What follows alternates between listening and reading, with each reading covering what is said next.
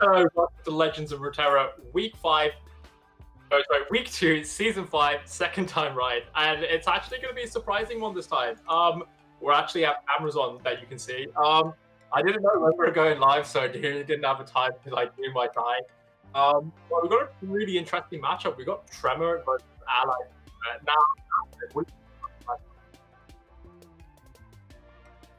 I think you're cutting a bit in and out. You should speak closer to your mic. Probably. All right, let's try that one again, ladies and gentlemen. So, remake, start again. Ladies and gentlemen, it's Week 2, Season 5, Legends of Runeterra tournament on the Discord, and it's actually really interesting because this time we actually do have mics, so it's actually going to be a bit fun this time. So for our first matchup, we actually have Ally Caesar versus Tremor.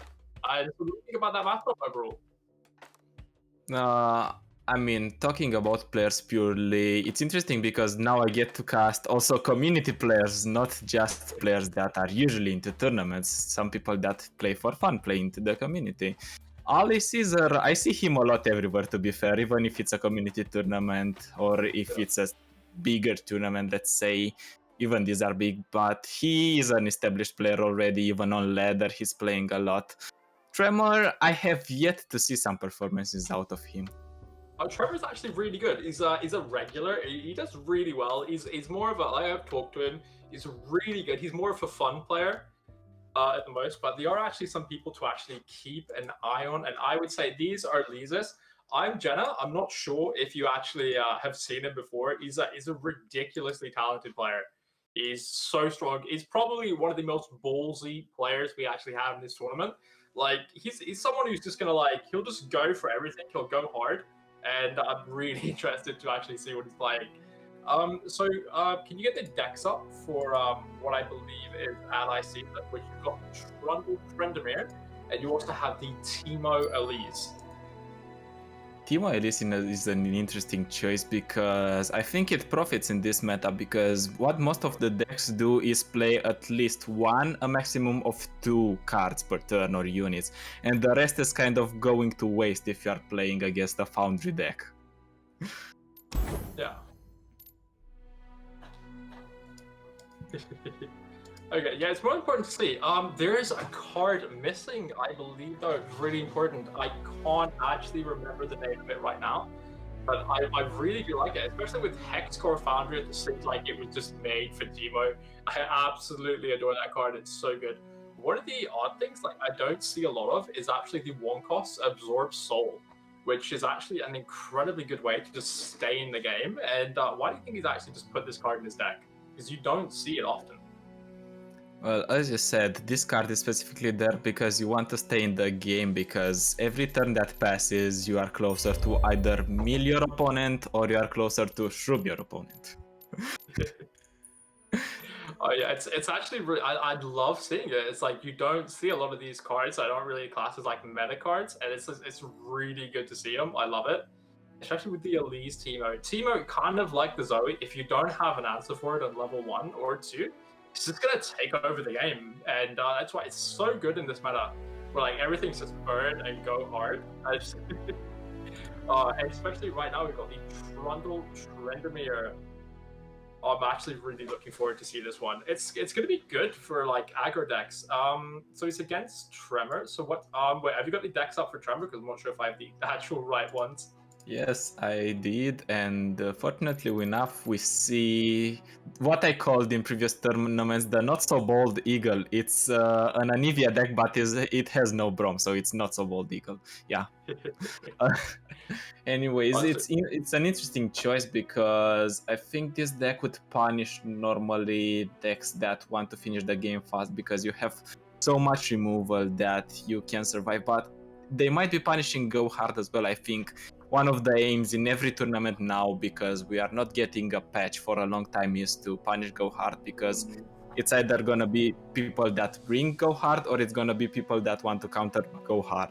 And the third category that wants to counter the counters. Oh yeah, that's what I think. Go Hard at the moment is just I feel like not like a bad way, but it's kind of like crippling the meta. It's just like you play ranked, every other deck is like go hard, go hard, go hard. You're just say like a Teemo Elise, and you'll feel fine for a second until you drop like one card. It's just like, oh, go hard. That's just like, oh my god. There's not even like a lot of decks that can actually beat it, which is just like, it's kind of one of the bad things about it. And it's just like, if you're gonna nerf that card, how exactly would you nerf it? Because it's just like, what would you see like a nerf for Go Hard, the actual card as a whole? Well, there has been a lot of talk about how to nerf Go Hard. Some people suggested to increase the cost to 1, but I think that would completely shut down and kill the card. Some suggested that the Packer bags should be at 4 mana, so Zap cannot tutor it anymore. Some suggested making Zap actually the Allegiance card, so you need to have Allegiance. Some suggested to remove the lifesteal on the card, and some suggested to fizzle if the target dies. Those are some interesting changes, and from all of them, I think the best are either to make Zap the Allegiance card for Bilgewater, or to make Pack Your Bags 4, so you cannot reach it that fast and always be like, okay, my opponent has 1 mana, how do I do so he drops under 1 mana at 0? Basically impossible. Yeah, it's like there's a lot of things like if you're trying to like deny bait, it's like, oh, he's dropped below 4 mana, it doesn't have it. But it's like if he always has that 1 mana, she's like, I always have to watch out. He can do anything. It's so impossible. That's what. But they're fun to watch, but they're not good when you stop playing the tournament. You go back on ladder, and it's just like 10 in a row. It's not great. Okay, let me actually get the deck lists up for Tremor, which I actually need to because I haven't actually. I got his decks mixed up with somebody else. Yeah, and I thought I was saying something really funky coming up from Tremor, which was wrong. No, in the meantime, we can say that we see both players playing Zoe Lee Sin, and it's quite became the popular thing around because it has, I would say, a 50-50 matchup into Go Hard, because now you start playing Nopifies, now you start playing the Denies in the deck. It's usually 2 Nopifies, 2 Denies. Now you have Sparklefly, which is a very important tool, not just against Go Hard, but against decks that want to rush your damage on the Nexus, because you keep it alive, use some Mentor of the Stones in order to buff it a bit, some gems, and all of a sudden your Sparklefly is a 10-10 elusive. That heals. Yeah, exactly. And I just got word that Ally Seasons actually jumped into a game, and I've actually found out what the issue actually was with my mic, because I was using 2 at the same time. That's why they were cutting out. Okay. Actually, yeah, Ally sees us jumping into a game, so we should be getting in shortly. Another game, actually, so he may be late. Okay, yeah, I just got one that Tremor's actually in a ranked game at the moment. So it's going to be quite a while before he actually comes in. And just a couple things to note just before we start. I forgot to log off work, so just 1 second, and hopefully we can get this resolved in just a bit. So with the format switching to Riot Seasonal, what do you think about that in terms of a whole? I do know that the popular opinion in the community is that Riot Seasonal not the most competitive format that you can play in, because it gives room to a lot of powerful decks. I mean, in this format, at this point, you can just bring the 3 most degenerate decks on the ladder and just get away with it, because now you can overlap at least 1 region. It's not region lock. Champions you cannot overlap, fortunately for players, because then it would be a nightmare. I don't know. I think we should go back to something like region lock again. Maybe try card lock. Maybe collection lock is something that I've been hearing in other communities that might be tried. For example, if you have 3 Captain Ferens, you can play 2, for example, in your Ezreal control deck with Draven, and 1 in your Ashe Sejuani. That's also an option. Yeah, there are a lot of things that you can take into consideration in terms of formats, but this one, not the most fortunate for players from what I hear. Yeah, I get what you mean. We have run collection lock here in this tournament a few times, I believe. That Curious just informed me of now. One of the things I do like region locks. It thinks that it makes everything a lot more competitive. It just makes it fun. And I don't like kind of like the Riot format as a whole. I just think it's a really bit like it's just anti-fun. But that's just kind of my opinion as a whole, anyway. Okay, so I've just got word that somebody has had to skip, so we are actually going to have to find a different matchup. So bear with me just 1 second. Oh, no. Okay, so yeah, I guess what we can do, we can go and see Ace versus Cypher if they are actually still in at the moment, because they actually wouldn't be a bad matchup to actually find. So bear with me a second. Yeah, Ace should be a good contender to cast because he also played in the EU Masters for Russia, so I would like to see more of him outside of the team tournament. I would like to see some good performances out of him, some solo performances. Yeah, I gotta get you. Ace like he is good.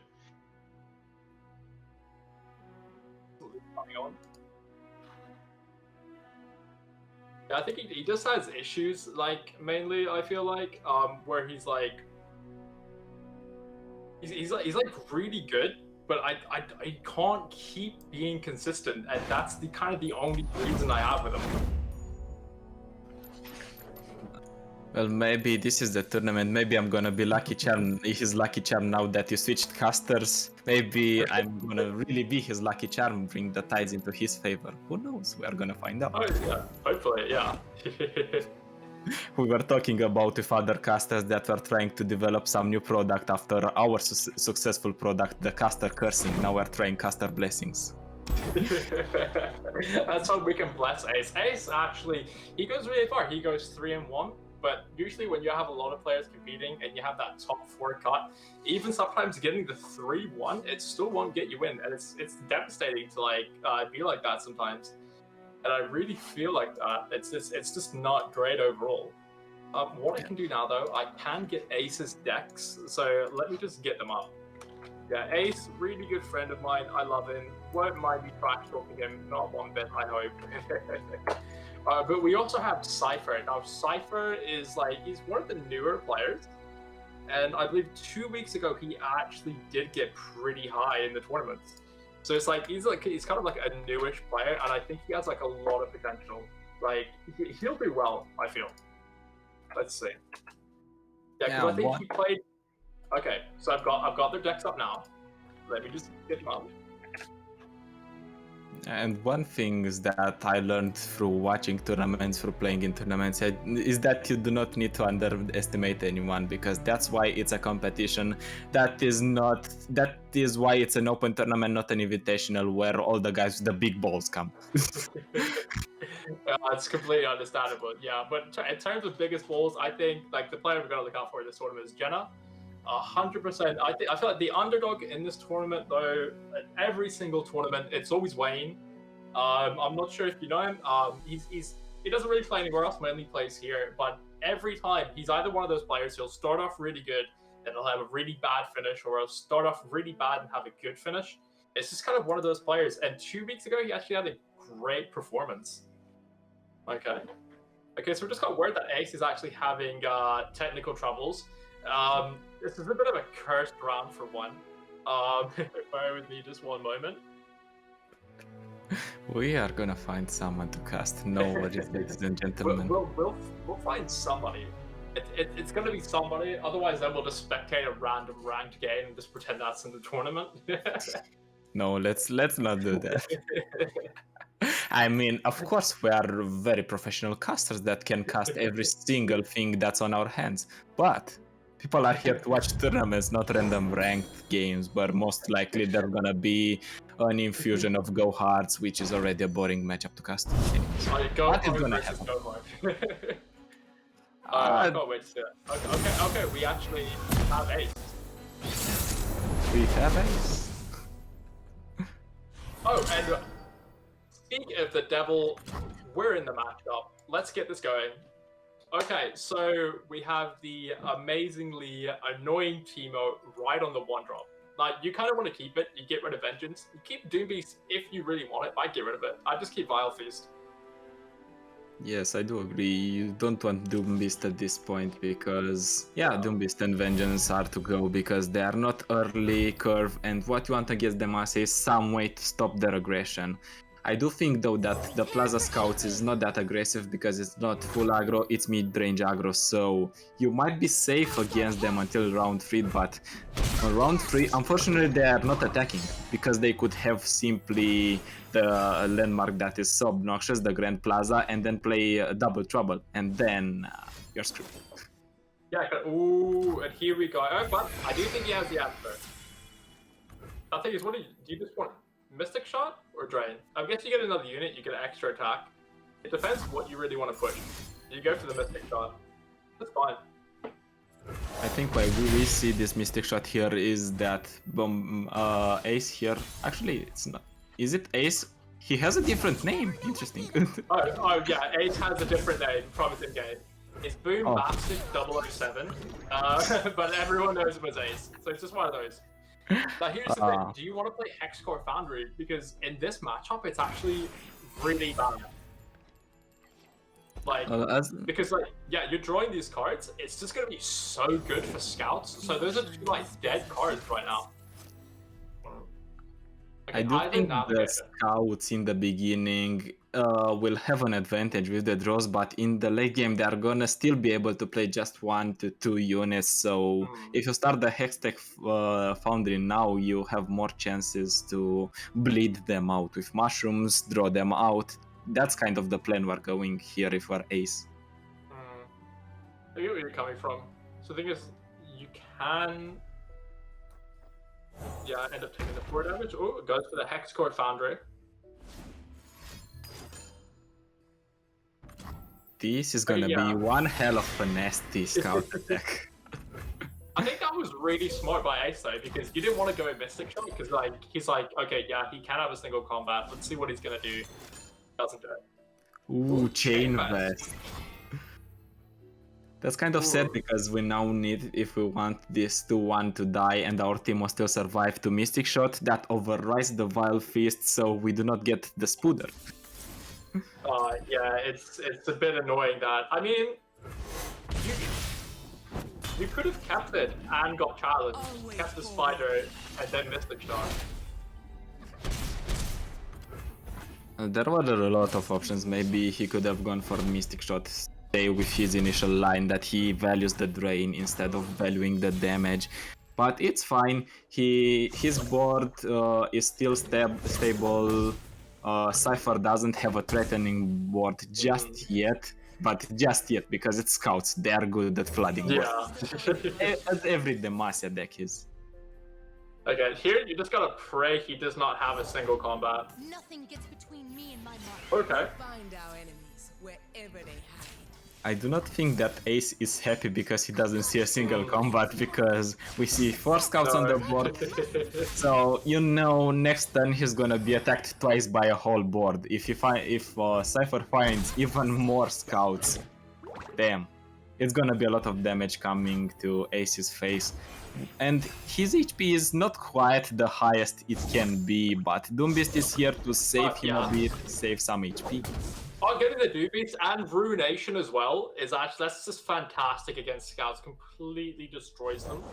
But gets the Misfortune now as well. It's like, what do you do? I think you hope your opponent doesn't have Relentless Pursuit here. Yeah, Rally would end the game. Yeah, but that's not bad. This is our way. Yeah. Judging by this attack, I do think that there is going to be a Relentless Pursuit and the rally effect. You do not keep free mana just because you have scouts. Okay, yeah, this is gonna be hard.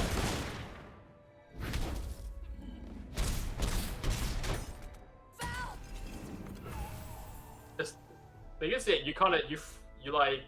you need to use Doom Beast here, right? Because even if you use Go Hard, you can attack. You need Doom Beast to like heal you, because it's kind of like the only option.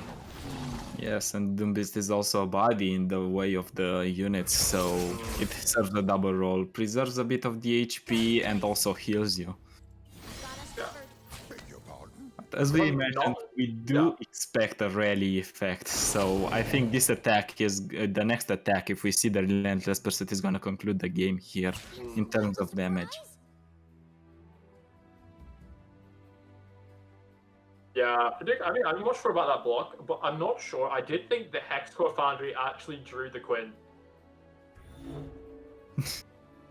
I did not track the hand, but maybe that was the Hextech Foundry's fault. Yeah, I think I just tracked it and I was like, oh wow. Okay, Damn it, something Remake! You caster cursed him. I thought we were developing caster blessings here. Come on. Oh, Rangers Resolve. I was thinking about it. It's come out. How depressing. Oh, that means you can even go for the rally effect next turn. We are speaking about this a lot because the board is more threatening for the Scouts player, and there is no way, I think, for Ace here to come back, at least in this game. I mean, the one thing you're hoping now, play a Hexcore Foundry and just hope that he draws 8 mushrooms in one. Well, let's see how many have been drawn at least this time. Okay. 2 have been drawn. Just 6 bad. more to go. Yeah, I just hope he doesn't have a rally and just play your second Hexcore Foundry. I feel like it's something you need to do. Well, hope is a very key word for Ace here because he Yeah. doesn't really have many options. His opponent has a pretty wide board. He doesn't have units in his hand to compete with that board even, and we see another chain vest. Another Chain Vest. Wow. Not This great. Scout's deck is really tacked against Go Hard. This, I think Cypher really hates, and we see the here it Relentless comes. Pursuit here. This should be game. Cypher, yeah, this is why I wanted to watch. Cypher's actually such a great player to watch. Fresh out of mercy. Captain's orders. Bullet to the face. What I wanted to say earlier is that Cypher must really hate Go Hard with a passion if he runs both Rangers Resolve and Yeah. Chain Vest. You could see like he was like getting ready for it. Like that's 100% what he's doing. That's actually so good. I like that. It was actually amazing. It was so fun to watch. Okay, so overall in that game, like, do you think Cypher just has like aces like he just has them here? I think. Like Scout is just so good. Okay, what do we do now? Wait. Oh wait, no, wait. It's Wait, what? yeah. What is happening? Oh no, I think it does it sometimes when you're casting the game. It will just show you the exact same thing. Yeah, it's Instead, just showing you what's going. if you didn't It's see the just showing you ending of the game, Yeah. you can see it now in replay Yeah. in full HD provided to you by us. Yeah, it's just showing you what's going on in Ace's head. He's just reliving the same moment. It's just like, why did he use Rally? Why has he done that? Okay, overall, I think it was good. We should be getting into the next game now, and yeah, we are. Okay, so we've just jumped into it right now, and I feel I guess that's over it. He has the Zoe as well, which is quite nice. I do think this is the Invoke deck that What Am I made popular, and this deck has basically just 2 atrocities, and the rest of the deck is a lot of invokes that help you stabilize, and then you just go for a big great beyond, and then you go for atrocity, and your opponent doesn't have ways to react. Yeah, I like that pick actually. Just getting the spell shield out from there should be really good.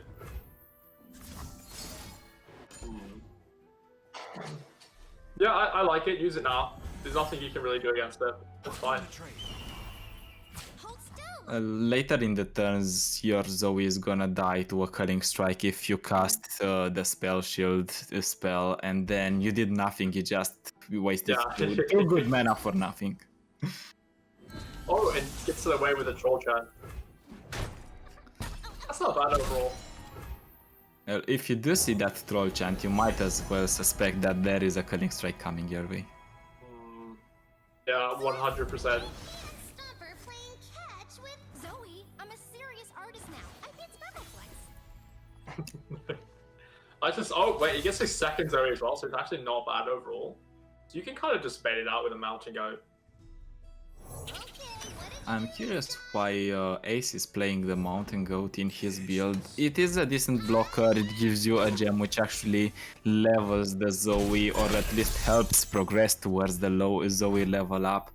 But in terms of blockers, I think you would like to have the Daybreak package because it's so good on defense. It is so good on defense as Yeah. well. Yeah, we're seeing here the deck's up now. He does have the spell piece, which is actually, I think it's a really great card. He has the Guiding Touch and 3 Hushes as well, which is actually crazy to see.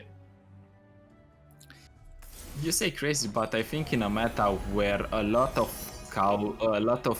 plaza is around and you can get challenged pretty easily, I think Hush is pretty mandatory, not to mention things like Overwhelm, which is taking shape in the current meta, so you can just Hush a unit that was freshly Battle Furied. Yeah, it's really good to see how just everything's changing as a whole. But the thing is, right now, time moves? okay, yeah, I like that he took that. He has the second Zoe in hand, so just take Silence to follow to take away Overwhelm, which is perfect. You can see the Demacian border from here. And the boards are pretty even, with the slight mention that Ace has elusive units that can hit.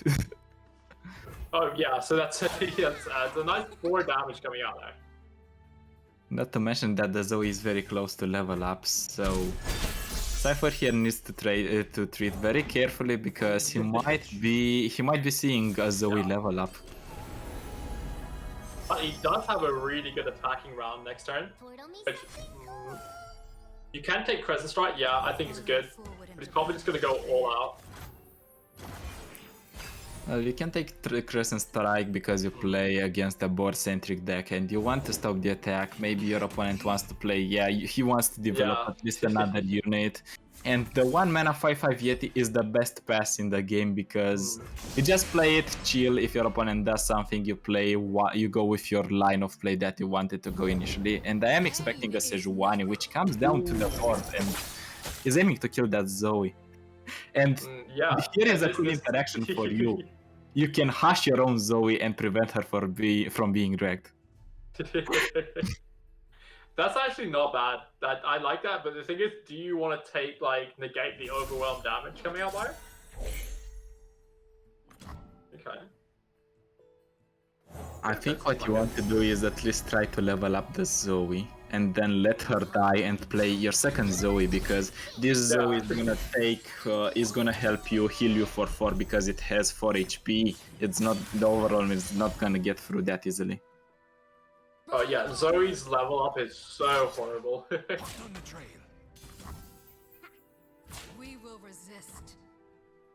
Well, here is just a matter of safety blocking. You block all the units, so you limit the damage I think you consider here blocking with the goad instead of the elusive because the free elusive is more important. Just because of the elusive tag, it can bypass a lot of damage that, unless if you have the freeze effects, if you're Cypher, you're not glad to see it.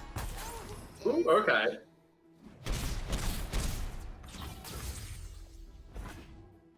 It's a lot of damage.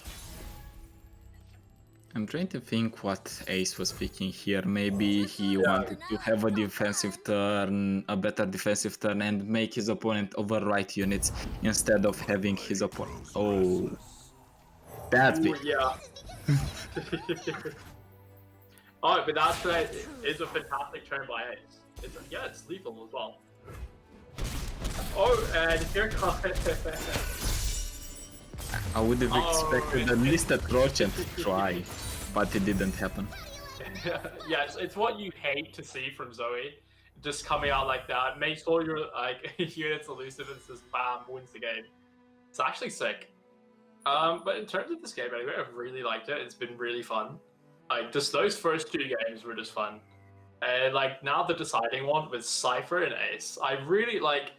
Cypher is a good up-and-coming player, but I really want Ace to just prove himself and prove that he can actually get in top cut because he is a high ranking Masters player when he wants to be, and he was in the seasonal tournament and actually did okay. So like why can't he do good now? Because that's the kind of like performance I kind of just want to see out of him. I think that you need to kind of work for that type of performance. You don't just get it over the night. You just get more experience in the tournaments. Every tournament you pick up some new traits, some new skills, understand different opponents, and then you can have that break point where you win the tournament and you feel so good because all your work has paid off.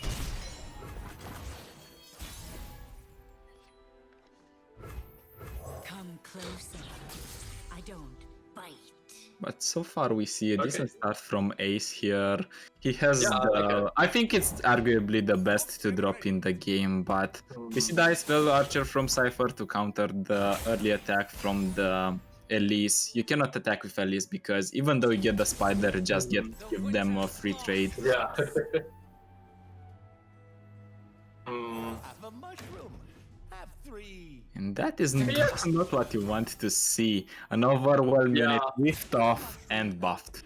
That's really not what you want to see. Yeah, not great. Yeah, and I have to do like the unfortunate trade that he just really doesn't want to do. But I guess it's okay for now. I mean, 2 Doom Beasts, so that's 4 health coming out. It's not overall bad. Get the nice drain out. The important thing to understand is that these overwhelmed decks are specifically tailored to beat the Go Hard decks because they have so much stats in terms of units that you cannot compete with them at some point. You cannot remove them efficiently anymore because what do you have in reality? You just have a few Go Hards, you have maybe a Twisted Fate red card if you need to use it as removal, and then the hard removal, which is Vengeance and Ruination, which takes up so much from you. Yeah, I don't know why Cypher attacked there because it was an obvious Elise level up, but overall, like I think it's gonna help Ace, but not a lot. Well, you do not expect your opponent to have the second to Elise, the second end for the Elise in hand, so I do not know about obvious, but definitely that attack wasn't in Cypher's favor as of now. Okay.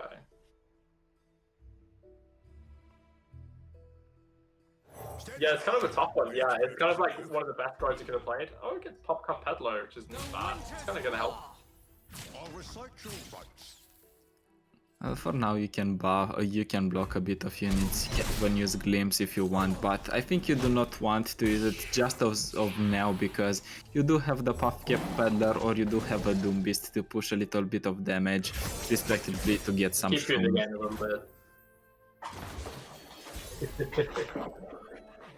It keeps you in the game. Okay, Vengeance here coming out isn't bad. There was a little fella asking for me. Ooh, I'm not sure about this development as of now because you had a pretty decent attack. The only reason why you might do this development is because you want to drag the other unit that the opponent is putting on the board with the spiders and then full hit with the other 3 and 4 attack units.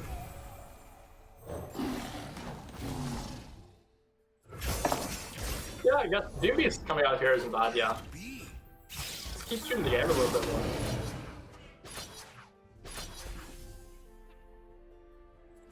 I think it's a nice push, but you kind of run out of... Okay.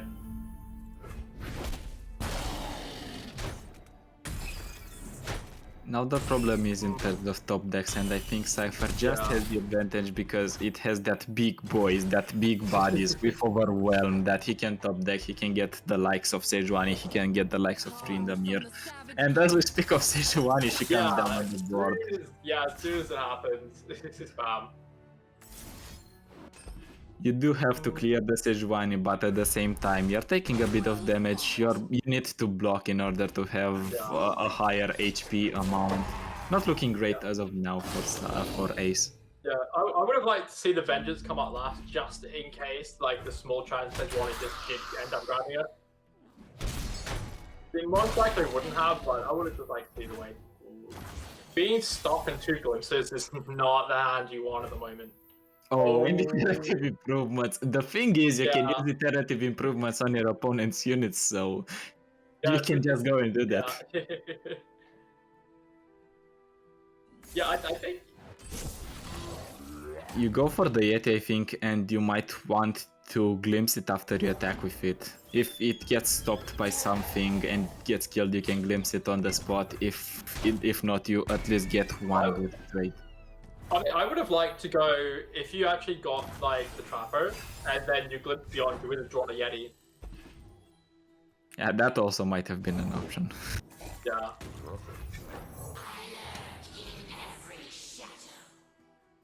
Oh, it's kind of one of those where I just want to close my eyes and I want the game to be over.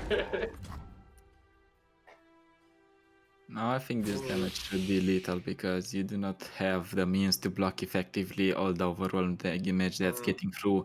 It's 5 at least from the first blockers that you need to Yeah. block first. No, you simply do not have a way. Glimpse Beyond, it might have been great if you would have had a unit alive in the earlier turn so it could have found an answer, but now it's a little bit too late. Yeah, and Cypher is just like he's really like he's doing well because like you said before, this deck is meant to beat go hard decks, and it's doing exactly what it's supposed to.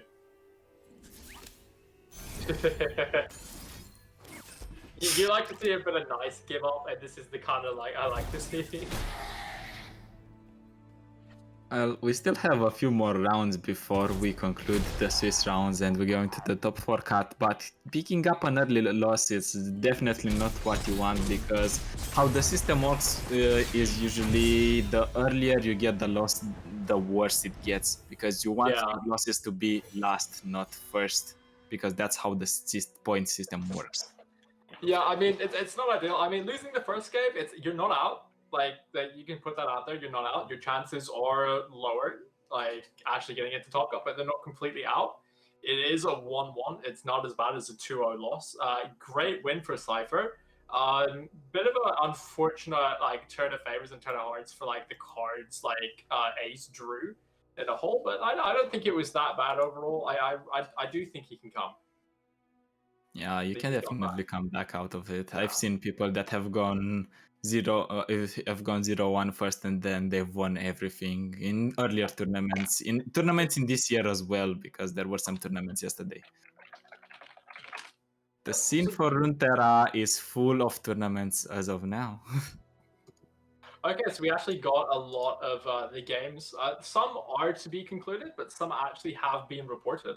So let me see. Oh, we have Tremor unfortunately had to draw. Soka actually winning the first one, and Wayne actually lost his. That's a bit sad to see because he had a really good performance 2 weeks ago. But yeah, a couple of things expected. One of the big matchups I want to see is Ally Caesar, and I really want to cast his next game. I'm really hoping I can. He's so good to watch. He's so good to cast. I've casted one of his previous games when he came in there last time. It was just overall so fun to watch. I mean, have you ever casted any of your games, or you just mainly played against him?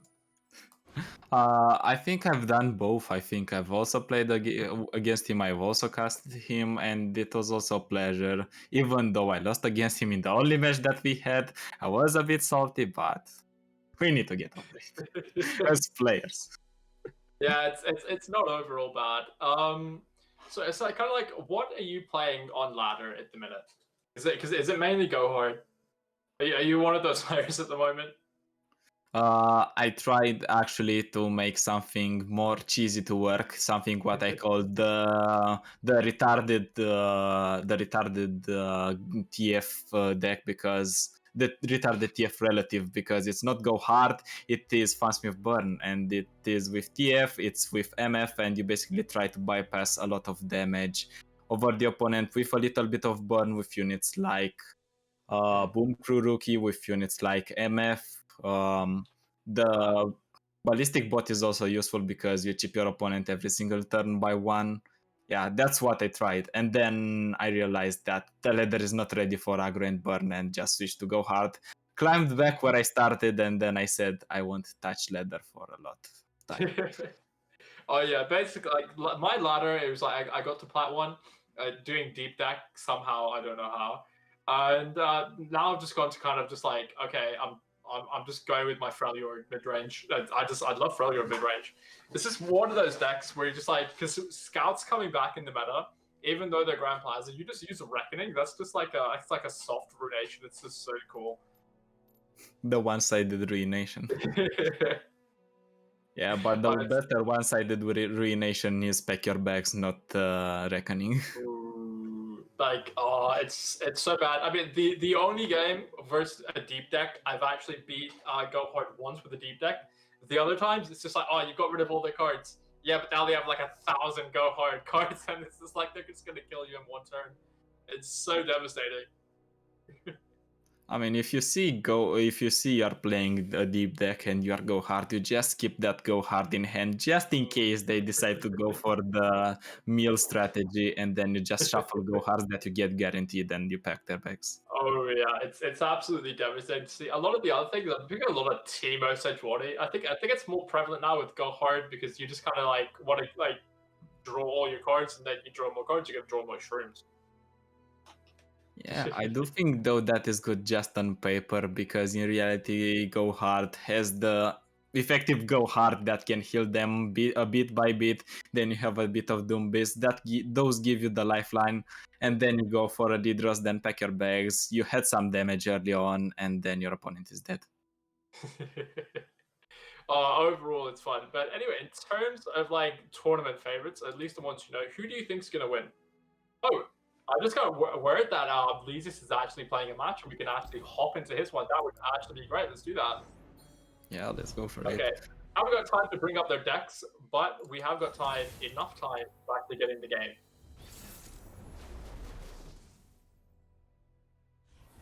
Oh, this is interesting. We're going to see an Ezreal Draven versus an Ezreal Draven showdown. Now, Leezus that I know of loves playing this deck. He loves playing Ezreal. It is one of like the really good Ezreal players out there. Probably one of the best ones in the tournament at the moment. And not a good thing to say when he is so low to just like losing the game. But it's gonna make that clear. Well, both players are on 12 HP, and both players seem to have played their Ferens because they have the decimates in their hands.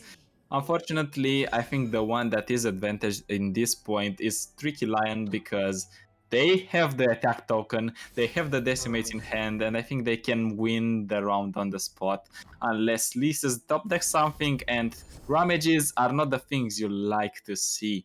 No. I mean,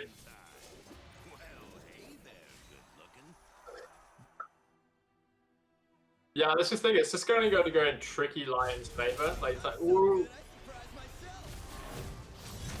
And if you had any doubt that you are losing this game now as Lisus, now you know that you lose the game. Yeah, I was just going to want to say, Lisus isn't one of those players who will lose with grace. He's one of those players where, like, he can see it's going south. He's like, I might survive this round, maybe the next, but the next attack token I'm going to lose. I'm just going to get out of this game now. Just going to focus on the next game.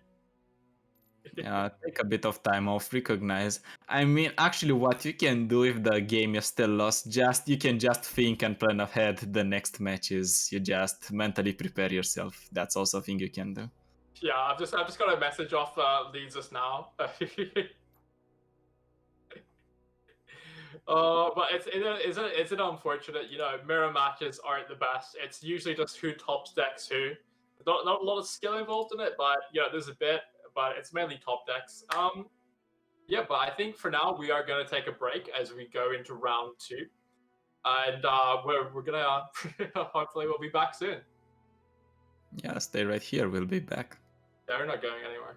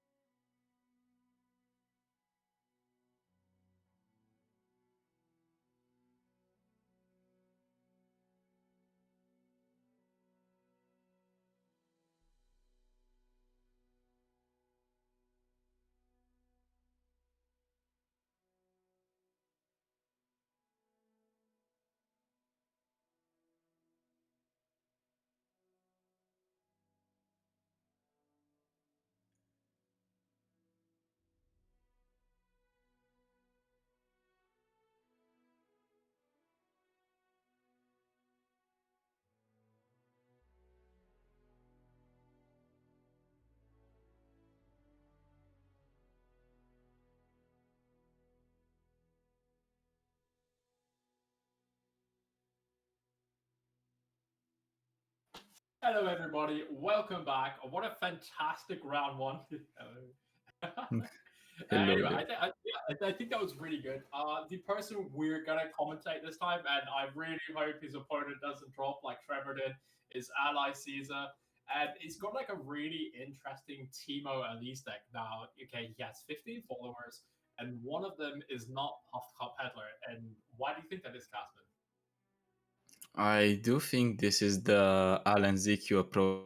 He cut the mushroom generation. I think he just wants to stay alive, mill his opponents, and then have a few puff caps to end the game if things go south. I think that's the plan in this situation. Yeah, I guess if you're looking at this deck, you're like Timo really isn't like your win con here. It's more of like your kind of champions aren't really your win con. It's like more go hard. But like if you're gonna play this, why wouldn't you just play generic go hard? Like why specifically this if you're gonna cut out Puff Cup?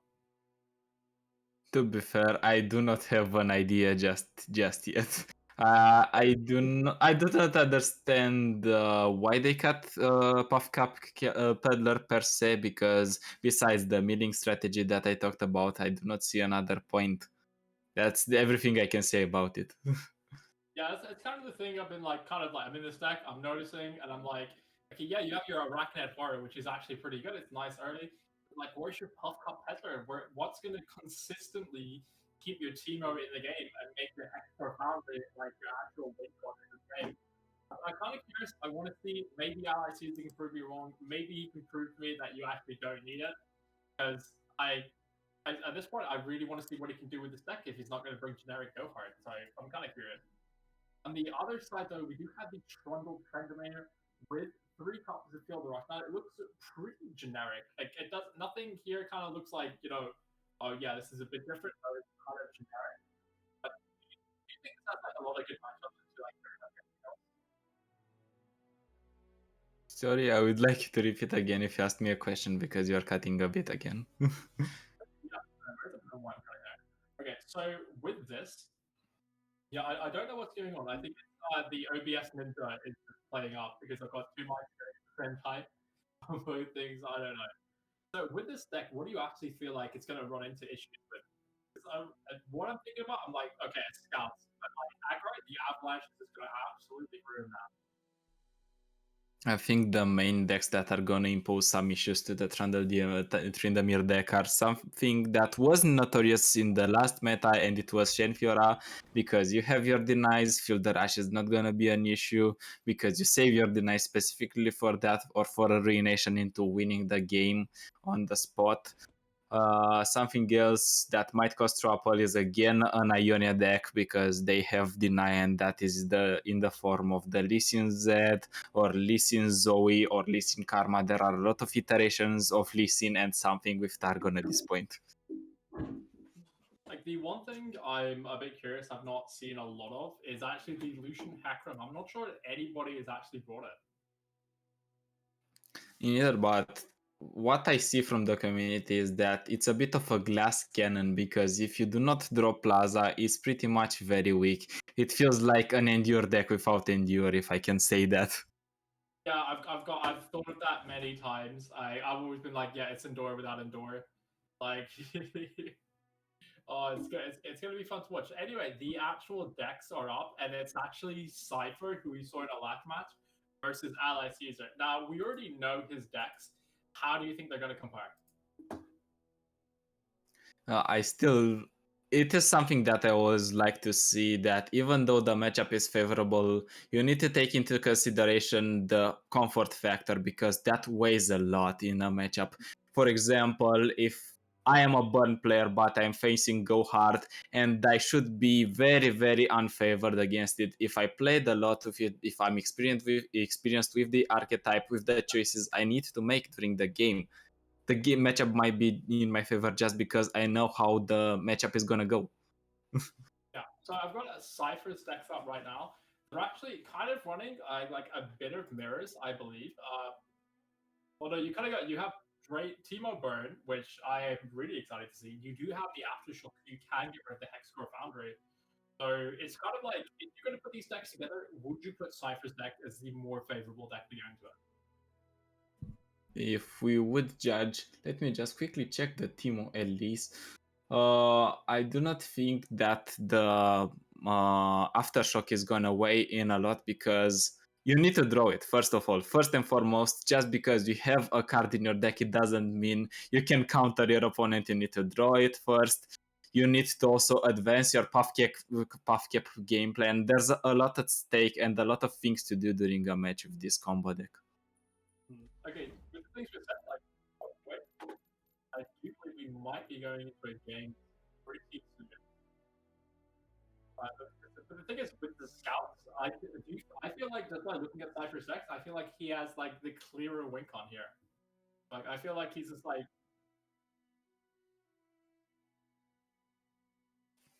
We've been cutting a bit again, but you said that scouts should be favored, and I do think in this meta, scouts are a bit favored. They're also a bit of a glass cannon because if you do not go get to draw your Grand Plaza, you're just slightly playing worse scouts than the last season. really, really very cool. But, I feel like besides like a bit of the upper hand here, you have like the Toronto Trendemare is going to come in, and the only really reliable like card that can just generate a lot of just like good luck for you is the Avalanche. But then put that in with the Grand Plaza, it's not really going to do a lot. It's going to do a bit for you. But you know, if Cypher can do good early, and I think he's a really good early player, and Scouts can provide that for him, I really think you should take on Trundle Trendemare. I really think he's going to beat the Teemo of these deck as well. Like in all of this, that's my opinion. That's what I'm going to go for. That's who I think is going to win the match. Like I feel like Cypher is going to take it. Like he's an underdog, and no one expected him to win last time. And I don't think a lot of people have the eyes on him in this actual tournament and don't expect him to win, but I actually think he's one of the tournament favorites today. We should see how the action develops until the fat lady sings everything can happen. And as Yeah. we said that he runs the Chain Vest and the Rangers Resolve. We said that he has a lot of hate for Go Hard if he runs those, but that also goes very well into the Trundle Tryndamere as well, because you mentioned Avalanche. But yes, you still have the Chain Vest, you still have the Ranger Resolves. You can prevent the effects of an Avalanche just with those if you want.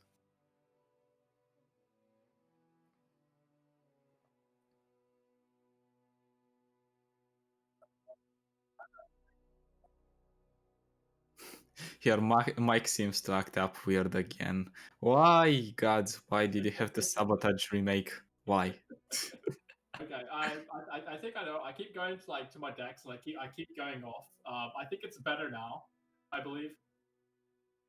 Yeah, now we can hear you. Anyways, Yeah. going back to the matches, we see Sejuani Tryndamere, which is a pretty staple deck into the tournament scene, and I think it's gonna be for a lot of time until Go Hard is not gonna be prevalent anymore, because you just rush them with the pressure of overwhelm units every single occasion you get. And yeah, that's what you basically do. You are pretty straightforward, overwhelm them to death. Yeah, and I think that the one card I really love to see but hasn't really got a lot of meta play is Battle Fury. It's just like yeah, it's 8 damage, 4 health. It's so unexpected. It's it's just like you just put that on a unit. It's like you decide, oh, I'm not going to block this unit. It's just like a 1/1, and then that unit just quickly just becomes like a 9/5, and you're like, wow, okay. I did play a similar version into the seasonal tournament, and I got 4-1 in the seasonal tournament. Yeah, Battle Fury surprisingly well. And even if you play free Battle Furies, I can say that you never brick with them, just because you can put it on everything. And in that version, I used to run even the brothers bond, and then something that was interesting was the house spider, so you can actually Battle Fury the 1/1 spider and win. I do believe we are going into.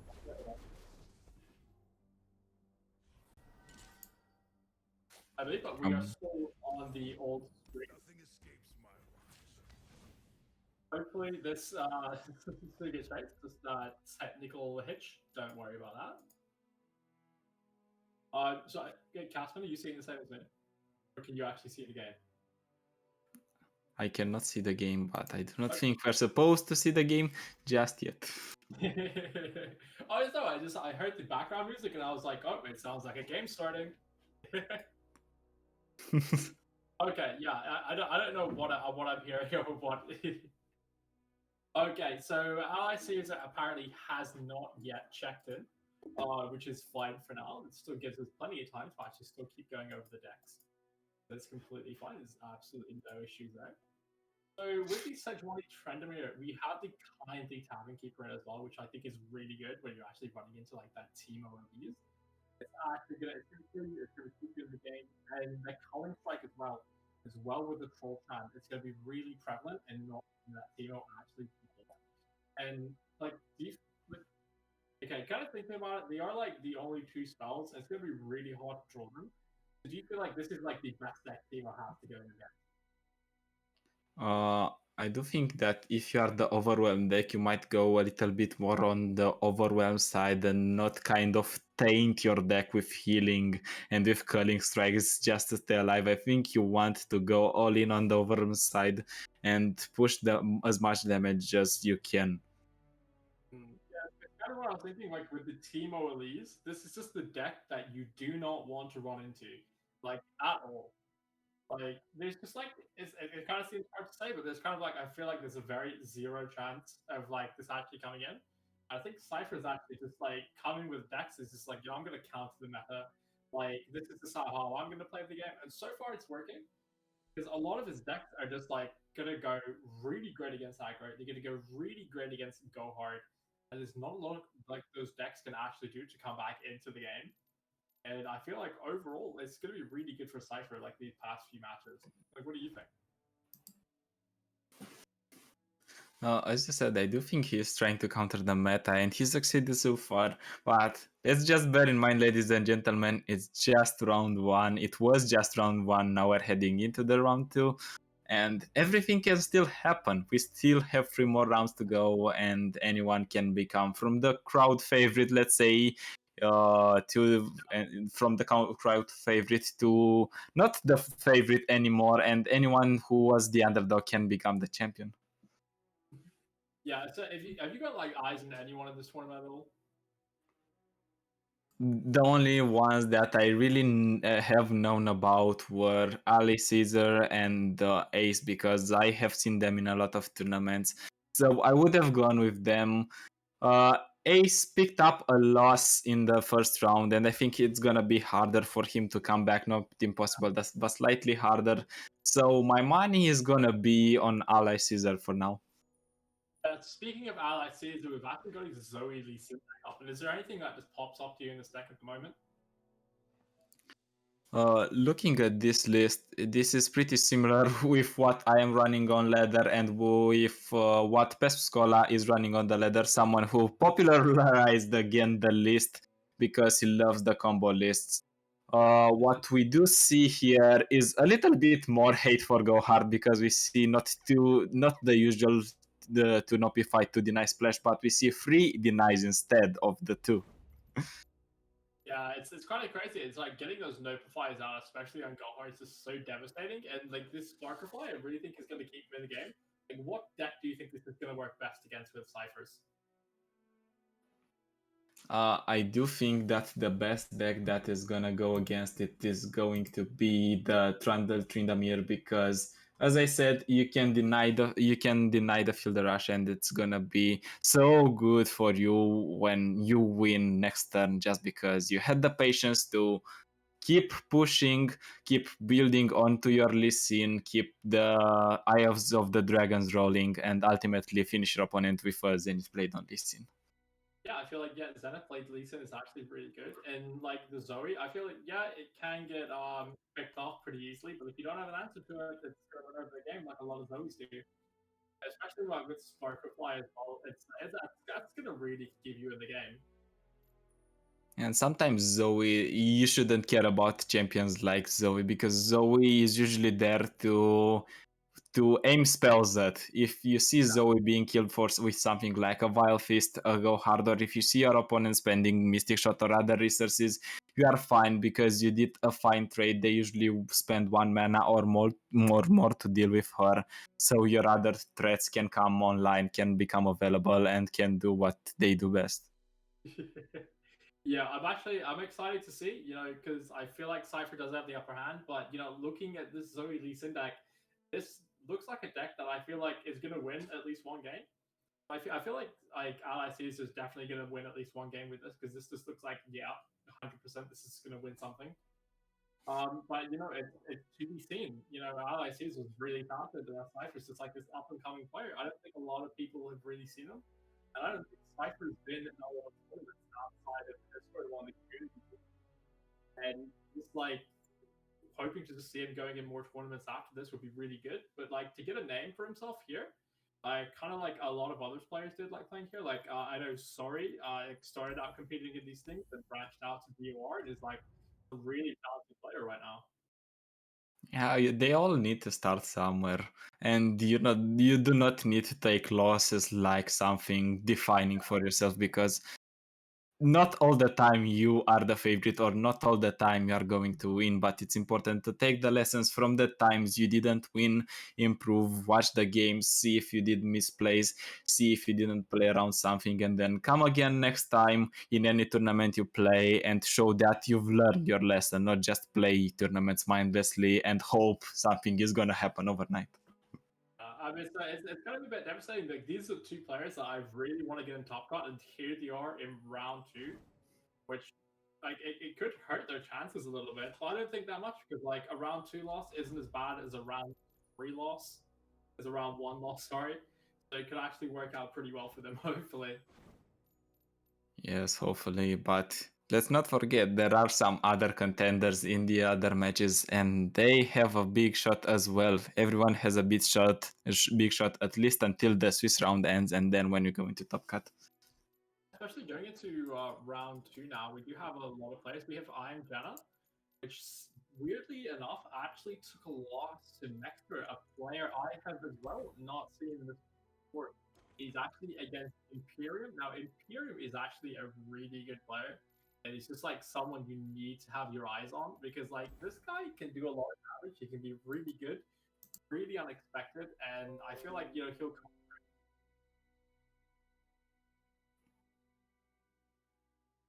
Anyway, and a lot of players like in my top four, like the players I thought we're gonna make for it, I do actually have Lesus in A and I Jenna. I still think I'm gonna look at lost round one. That's like probably the worst loss we can really take. But I feel like you just keep coming up. You go in this round two, you win that round two. Things are gonna look a lot better for you overall, and it's really gonna boost your momentum. Okay, so so we're gonna actually hop into the Imperium versus Maxter game instead. If we actually don't get this game, unfortunately, we are getting a couple of bugs at the moment. Actually, getting to the Ally Caesar. Um, have you noticed this a lot, Casper, when you're trying to actually get into a caster game, and like if they're not streaming on Twitch and they're actually just in the client themselves, and you're trying to get it, it's just almost impossible to find them sometimes. Do you think? I did cast last year when the bug was not around, and I usually do not handle production, so I do not have to deal with that hell. Yeah, I mean, it's fine. You could just talk over it, pretend it's not an issue, and it becomes less like a casting job, and it becomes more like we're just gonna talk about cards for the next like 4.5 hours until this tournament's over. uh, in terms of Imagine we have to talk about only cards, or what hypothetically is good or hypothetically is bad, and no matches. That would be awful. But I do not think that is going to be a case, because at some point we are going to get a match. at some point, yeah. I mean, we could like theoretically just talk about cards for like the entire 4 hours. Um, and just like we'll just like theorize the matches who could have won, who might have won, and do a theoretical like top four and be like, oh yeah, this player definitely won. Tune in next week, guys. Like, no actual match. It's all hypothetical one here. Oh my god, can you imagine? I actually can. Speaking of cards, do you have any favorite card in the game? Or any favorite region in the game? My favorite region has to be Freljord. My favorite card, now that's actually a difficult one. Ooh, there's just so many. I could just be like one of those players who just go like Ruination. But I feel like one of my favorite cards in the games has to be Treasure Trove. Like it's not a card. It's like a created card from Shipwreck Hoarder. But it is one of the funnest cards because it's just like you got like it's kind of like gambling in a way. It's like I'm getting this card, I'm gonna play it. It's 5 mana, but it might win me the game. But like at times where it's like it's lost me the game. I've just drawn a bunch of like 1 units and it's like, oh yeah, MOB and no mana. I'm like, oh, thank you so much. Oh my god. What about you? If I have a favorite card in the game, I think it has to be TF, but not because it was broken now. I loved it before, and I think I would pair it with Swain. I think they're on the same kind of brokenness, especially when TF Swain was a thing. I Oh enjoyed playing yeah. that deck a lot. It was flexible because it was mid-range in its essence, but you could adapt your gameplay so much. You could go control, you could go aggressive, you could go to stall the game and combo with Leviathan. It had a lot of depth, similar to Go Hard, but I don't think it got the same reaction from the community as Go Hard gets now. I, in terms of like most hated cards, okay, apart from Go Hard, what's probably your most hated card? I don't think I have a hated card, to be fair. Oh no, I feel like one of the cards I used to hate so much, but I love it now is Atrocity. Because when I was first started playing the game, and I was like, I think I was like iron or bronze, and I was just like, oh, I'm so close to winning the game. I had no idea like what any of these cards did. And I just saw this guy kill himself to do 10 damage to my Nexus and win the game, and I was like, this is broken. Like, why does this exist? I And then I think was just like, seen it during talks with other players, and they think that Atrocity was the reason that what Endure was broken, not Endure itself, because having the possibility to play two fast spells in a round if you bring the mana is kind of GG for your opponent if you have a big Endure. While if you have two Endures, you cannot like play them both in a turn, so it's not gonna be a problem.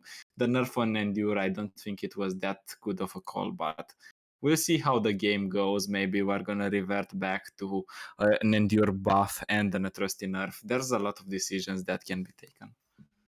yeah, I get what you mean overall. One of the decks I feel like do need like kind of buffing at the moment is like deep decks as a whole. Because like their cards are really good. They just have like they might win, it might not. It really just depends. And even if you have a really good draw and you go deep fast, you can still lose the game. What I would like to see being buffed is something like aggro decks or burn decks, because let's be honest, we didn't have a proper aggro meta. It was mid-range control and combo all the way from the beginning to the end in this expansion. Aggro was barely trying to survive, and he didn't do a really great job at it. Yeah, I know there are a lot of like burn players, especially like when I think what was it, season 2, when burn was just everywhere. It was like the best deck. It was just like, yeah, don't even bother having champions anymore. It's just like burn, burn, burn, burn, burn. And use cast spell was actually one of the best cards in the game. It's come back a little bit now. It's not as strong as it was before, but it's still pretty good.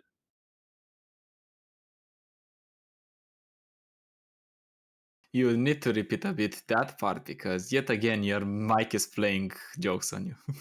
I don't know why. Is it working? I switched up mics just for this, just because I was having issues. So I was like, you know what? I'll put a new mic on. I did try to spruce up my background a little bit, but it looked I just put like a little Charmander in the background. Are you a Pokemon fan, or did you get it as a gift?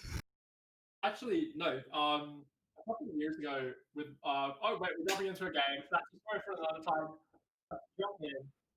We got Soka versus House of War, which I'm not exactly sure who this is, but we're joining right in the middle of when it's most likely lethal. Exactly lethal. We need to thank Curious for tuning in just as we see Little on the board. It's not really Little because it's gonna be a Mystic Shot and the Static Shock to remove the Draven, and that's gonna prolong the suffering. Just never mind. It's gonna be the win. I was like, definitely House Cat of War is gonna win, and then I see the exact Little, and I'm like, oh okay, I guess next game. Okay, yeah, go next game. That's what we're gonna do as well. I really enjoyed watching that game. It was for all those like 5 seconds, it was really intense. I was really confused as to what was happening as a whole, but overall, I. Oh yeah, it is a shame to sometimes just get into a game and then it's just like, it's over. I think it was something interesting with the EU Masters when a random screen would sometimes pop off from the not from the right, from the left, just stay there, and casters were very confused. They were like, and now what are we going to talk about? Are we going to talk about this game, this little game right here, or are we going to talk about the game on the main screen? Oh yeah, I think we're actually heading into a break because we're actually having some technical issues. So we're just gonna come back in a short while, and I hope you guys get the results.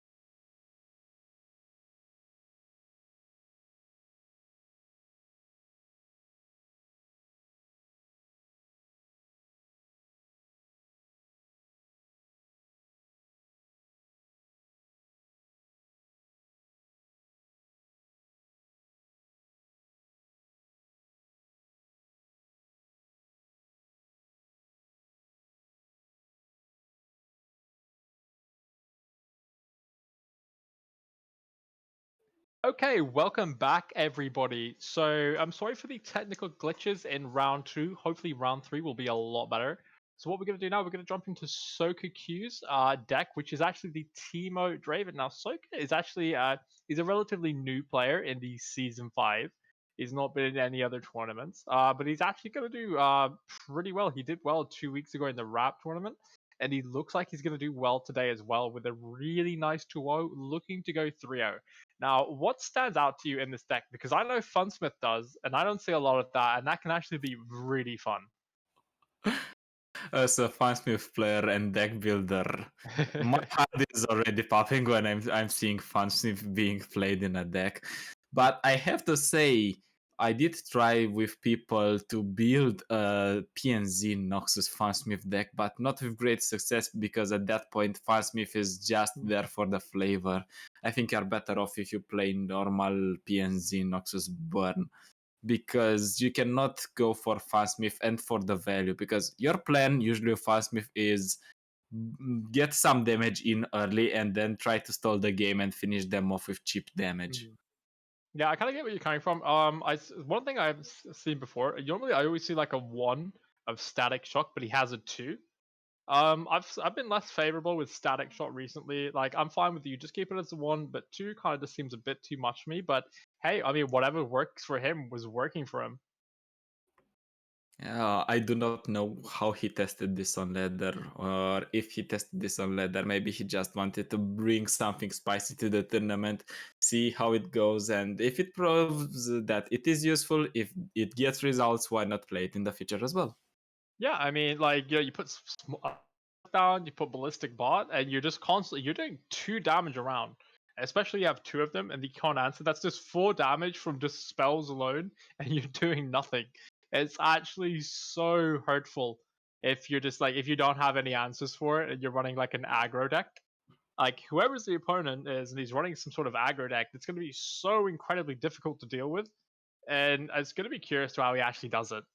I do want to see this deck in action though. I think it's got a lot of hijinks. He's been winning so far, so presumably he knows how to play it. Hopefully. Presumably he knows how to play it. We hope, we guess. He might not. We'll see. I mean, he could just be top decking like crazy, and his opponents might just be having the worst draws of like ever. But I think he'll actually be doing pretty well. You know, he has the aftershock, which is really prevalent right now, especially with line marks coming out. Everything else just seems pretty generic. You know, you got like the Boom Crew rookie coming in. You got the Legion Grenadier. You got Poro, Mystic Shot. Very common. Get excited. I love seeing that. I don't really see it a lot outside of like a lot of Jinx decks, like a lot of like, but you know it is nice to see. Fervo is good. Um, yeah, I feel like it only really works well with potentially used cask salesman. There's not a lot of other units you can play it well on, I think. But it And we does look. have we have an update that it's gonna be Soka versus Ally Caesar, which you tried to get last time, and hopefully now we're gonna get it on the main stage.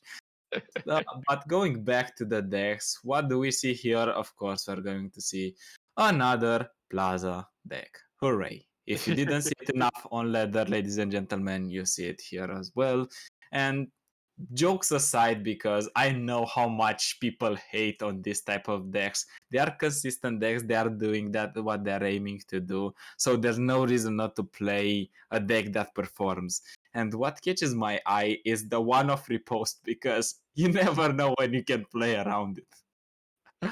Oh yeah, I like that. It's really good. You know, he's got the 3 blinding assault, which is incredible. You've got the Ranger's Resolve.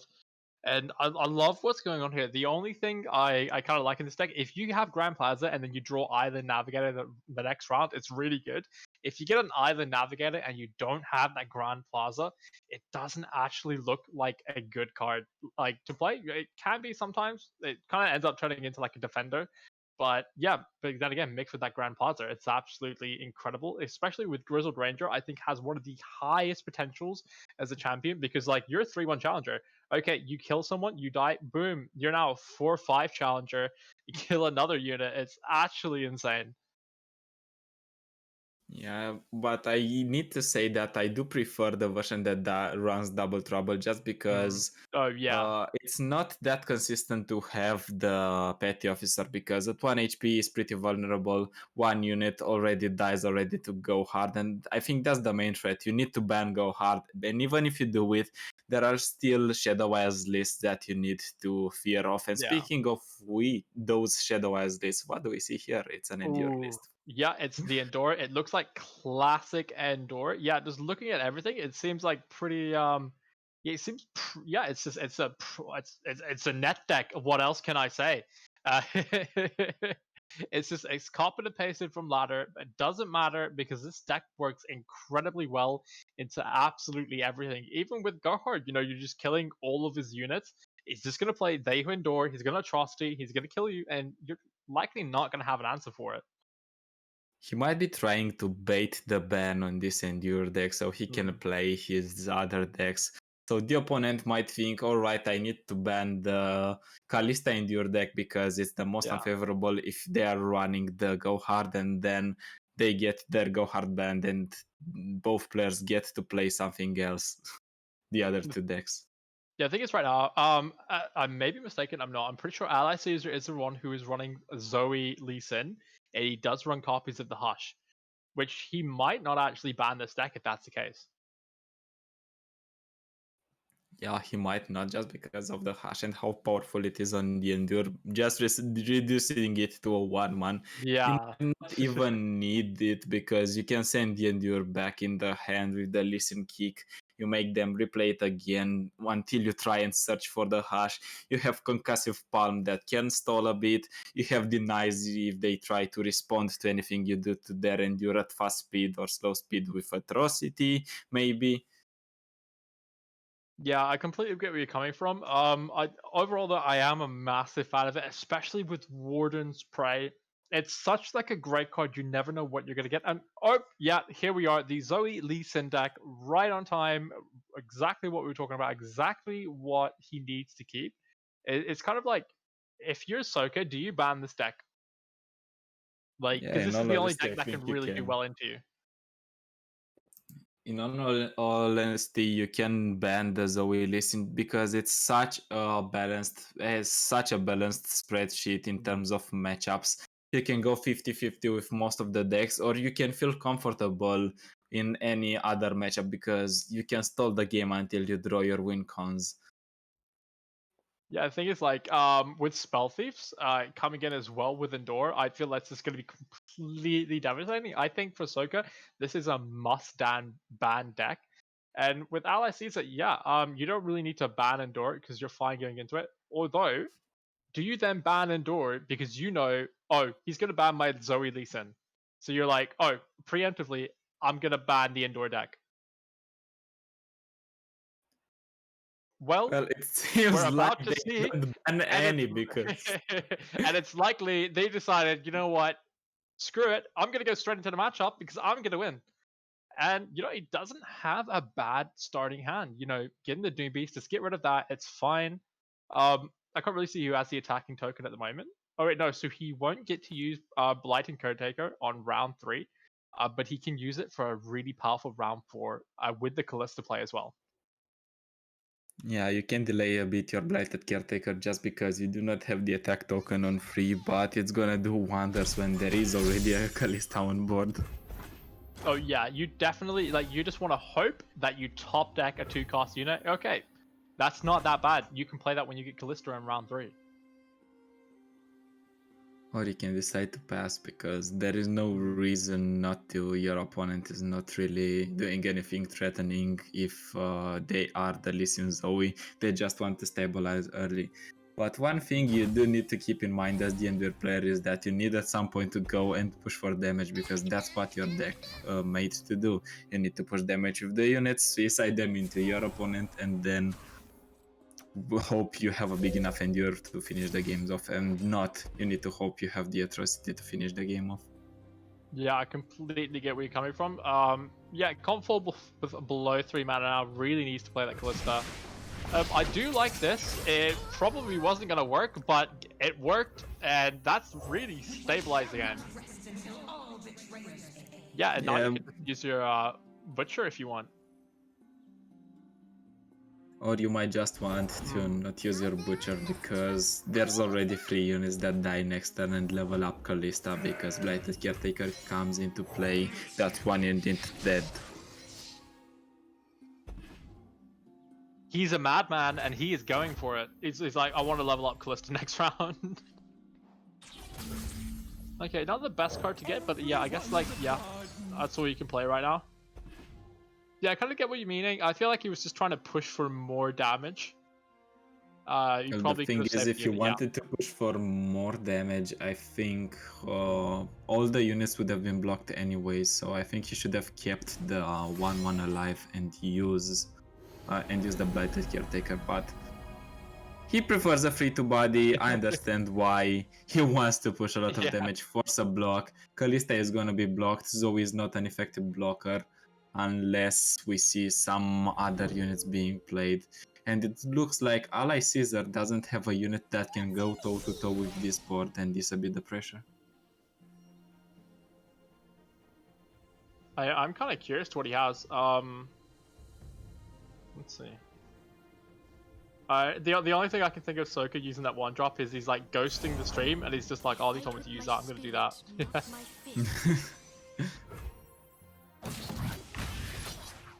Okay, yeah. There is a blocker, but not an effective one for the Kalista because unless we see a Harsh, but even then it's not really looking great for Ally Caesar.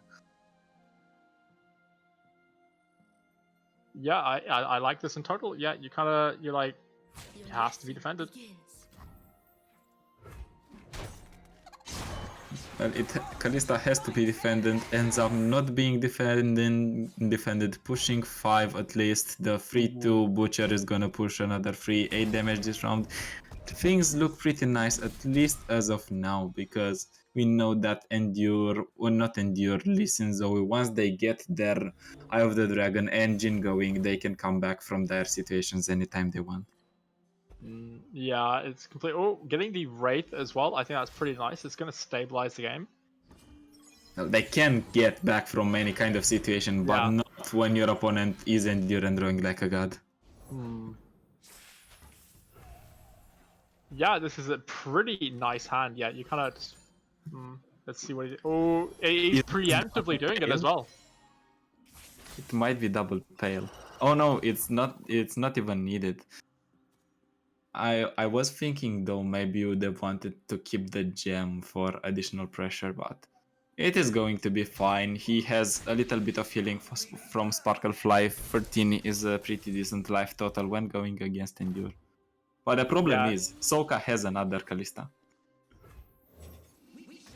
That's pretty good right now, but like if you look at the decks, like Ally Caesar is just building up, is just really going to stop a lot of this damage from coming out. He's stalling the game and in such an impressive way as well. And he doesn't even need to play the Lee Sin until it is very necessary. But Lee Sin is a very good fearsome blocker. You can put the barrier on it just by playing 2 spells, and then it's a pretty effective blocker because it doesn't die. It blocks effectively the fearsomes. It's just very good against a fearsome deck. A deck that runs fearsomes as well. The only thing I can put, if you put your... No. That's stupid. It won't work.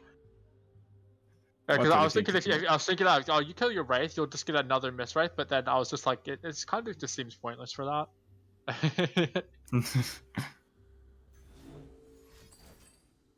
Okay, Guiding Touch.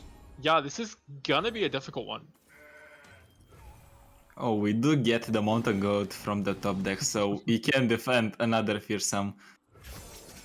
Actually, we can defend only one fearsome unless we do have a Pale Cascade. Actually, could see a Pale Cascade come right out on Sparklefly. It might be wise for Soka to just go for the Unspeakable Horror, remove one of the blockers, and see if Ally Caesar has something like a Pale Cascade, and it seems to be an Opify instead of a Pale Cascade. Okay, that's not bad. It just says, yeah, probably didn't even want to use Pale Cascade onto that unit. Probably just wants to use it on the little butterfly. You do want, though, your Wraith Caller to die here, so you can summon another Wraith Caller on the next attack. But it's not gonna die because his opponent can block in such a way that he keeps the Wraith Caller alive, and it's gonna be 2-1 summoned by Kalista every time she attacks. Which isn't exactly what I mean. Yeah, it could be a Ravenous Butcher now the next time. But okay, yeah, I mean, I'm not sure defending the Wraith Caller. Defending the Wraith Caller gets off 4 damage, but if you defend Kalista, it gets off 7 damage instead.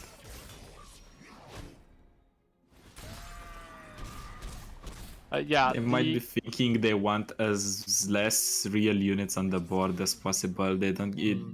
Ally Caesar doesn't care about the actual ephemeral units. They only care about the units that are on the board after the attack. So we've seen this before. You're down.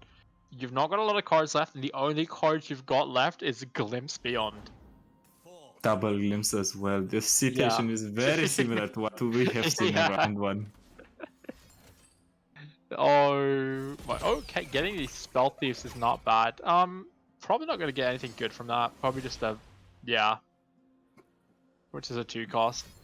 Well, everything we want now is the level up on the Lee Sin, and we get it. We also get additional healing from the Sparkle Fly because Endur is not a deck known for elusive, and neither are Freljord and SI in terms of regions. Oh yeah, this is looking like a pretty nice cleanup by Ally Caesar. I mean, like, it's been like a good, just use Glimpse Beyond, avoid the damage, that's fine. Yeah, and avoid the heal. So yes, you're only getting 2 heal rather than 4, so that's not overall bad. He doesn't have an Opify or anything, he has no mana, so this is completely fine to do. And you thought that that the Glimpse Beyond is not gonna get used. Yeah. It's gonna be a break. Okay, you get the 2 Endors. What are they on right now? I wasn't keeping count of how many units have died. Oh yeah, Seems they're on like 11. They're at 11. That should be enough to seal the deal, unless Ally Caesar has a concussive palm in his hand. Yeah. Or I think something that's like it. a hush. Yeah, I think he just has so many options. He has like a hush. He has like concussive palm. Like, he can do quite a lot to this. Oh yeah, it looks like the concussive palm comes out. Oh no, it's a Zenith Blade. That might actually just scream either, okay, I'm going to defend my Lee Sin, I have another Lee Sin in my hand, or I have a Hush, and I absolutely dare you. Well, if you're that confident in playing your Zenith Blade, you need to have an answer because you cannot bluff it, because your opponent is going to attack no matter what, and they are going to go for the chest to win the game. And it's Ooh, that feels so bad. You also even get a bit of healing from the Sparkle Flies. Oh, it's so destructive.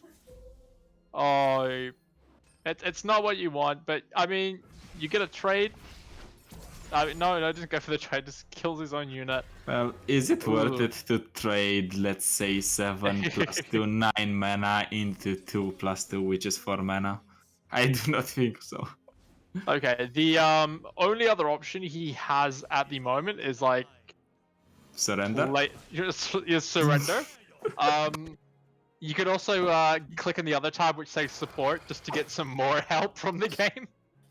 Yeah, it's when you know you need help and the game is broken. When you accidentally click on support instead of surrender by accident. Oh, I've done that so many times where I'm just like, oh my god, why have I clicked support? I don't know why he didn't attack with his Immortal though. I could have just got the 2 free health. Well, we're going all in with this Endur, but the question is, what if Ally Caesar has another Hush or a Palm in order to stop the attack? Yeah, maybe it's kind of a deny. Yeah, I feel like so I don't know how he can win. Like if he has the Hush, I understand how he can win. If he has it. And that's an awesome card to get from the Spell Thief because you not only heal, but you also get a unit that is Nightfall. Ooh. gonna be Imagine if devastating. we get something like sickness for pushing additional damage. If we cannot finish them with Lee Sin, we finish them with elusives. Oh, look, it's so good. Okay, now he's just like, okay, just play it. Hope you get an atrocity. Okay, you get a ravenous butcher. I mean, it's fine. Yeah, it helps a little bit. Don't get the best of cards, really. I You think can that's still- the worst of cards that you can get at this point because the Undying cannot block. Yeah, I mean, yeah, Soka's not happy with what he's just drawn now, but I mean, you can still play it. You can play the atrocity after because the round's practically over. If he, I don't even think he can. Like, I feel like Lee Sin, even if he didn't have a hush, he can defend pretty much all of the damage and then put a shield on himself.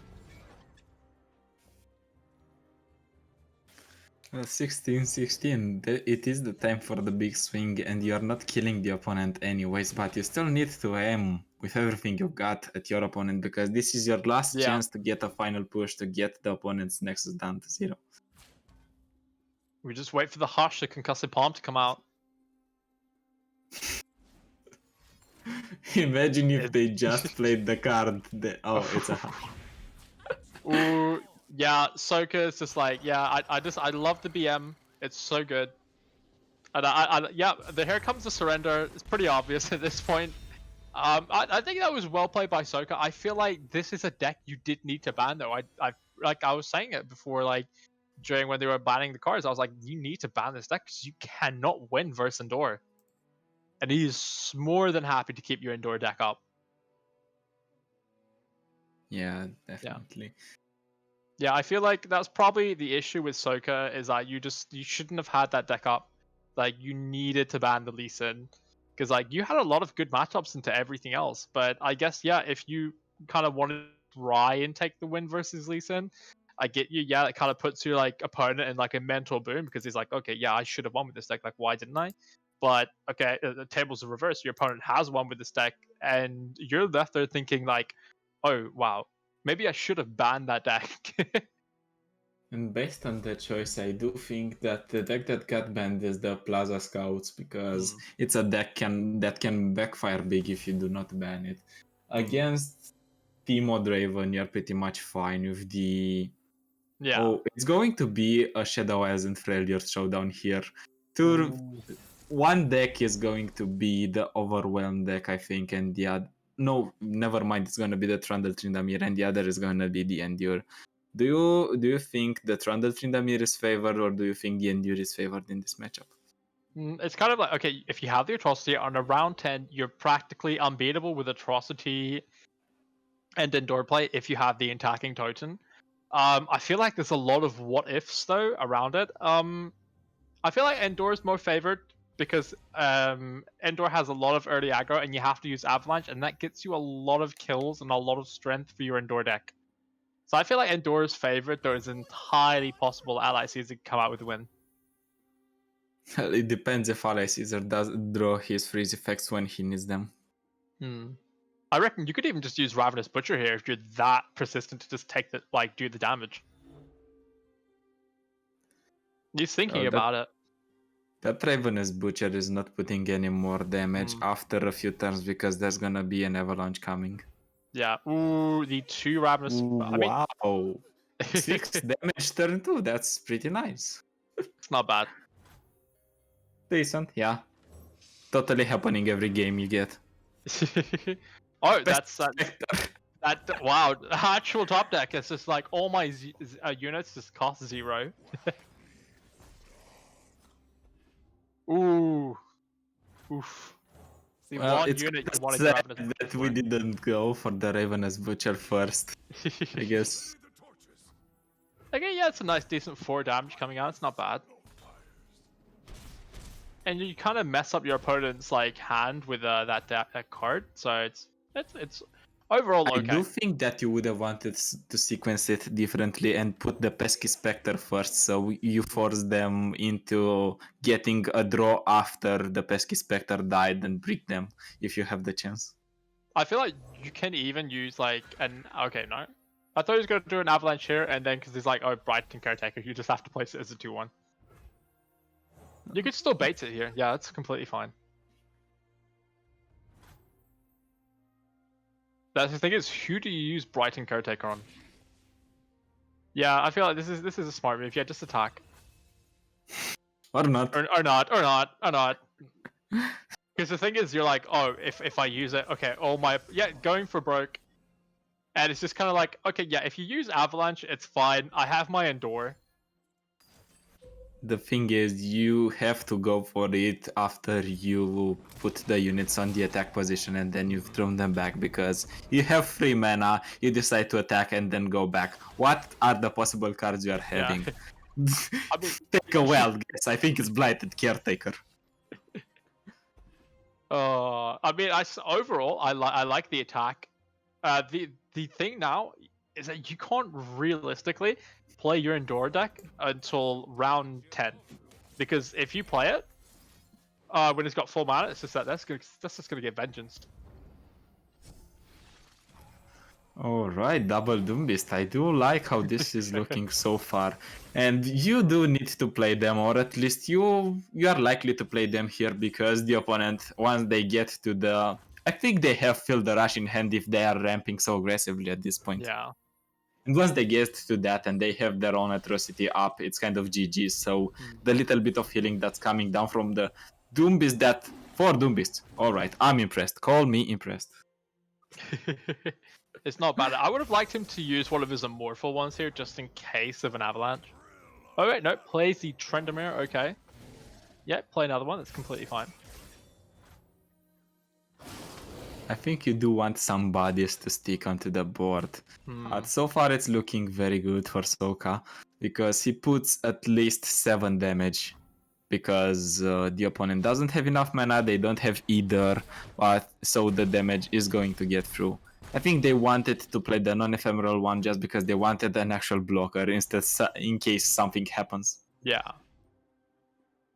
Okay, and you get like the 2 atrocities. You can do something with this. We cannot trust your 3-2 at this point. That's kind of an issue. That's kind of a big issue. Yeah, it's the 10 damage coming from. Yep, just use Endure, use it, and you kind of need to block Trendamere most of the damage. Yeah, you need to block Trendamere here with the 14/14, so the overwhelm doesn't get through. Then you need to block the Lidros with the 3-2, so you maximize your blocking value. I think. Oh wait, no, he does have. I believe he has some freeze in his deck, like a flash freeze. I'm not sure. I may have misread it. Yeah, there has to be one. Otherwise, I think it is pointless to go toe to toe into mid ranges. And we see 2 flash freezes. Yeah, the 2 flash freeze. Yeah, I was right. I did see that in the deck. That was really good. Thank you, Curious. But yeah, overall, I like what I'm seeing. Yeah, it's not something you want to see, but you're still within an atrocity range. But I feel like that you pull the trigger at this point. You cannot afford not to. It's do or die. I mean, I feel like no, yeah, attacking here is fine. You might try and wait for the turn when you get mana for double atrocity, but that is not really useful. Oh, one of the flash freezes. We called it, we see it. Not happy when your endure is big enough to finish the game. Oh, that's not great at all. Alright, I'm betting on a BM with atrocity on the Nexus. What? I would have liked it to be on his own Nexus, but each to their own. Okay, you... Yeah, do it. Just do it. Get it over with. Okay, now all you need to... Okay, no, yeah, there's zero chances. You just need unspeakable horror, I think. You just need an unspeakable horror and atrocity. You might have won the game. You're not going to win it now, but yeah, it was a fun ride while it lasted.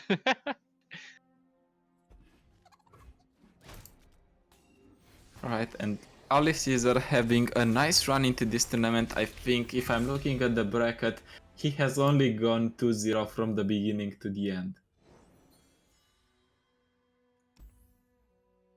Yeah, it is absolutely was one fantastic game. I really loved how it went overall. I'm very impressed by Ally Caesar, and I just really love casting it. I'm not sure why I have a picture overlay at the moment. Um,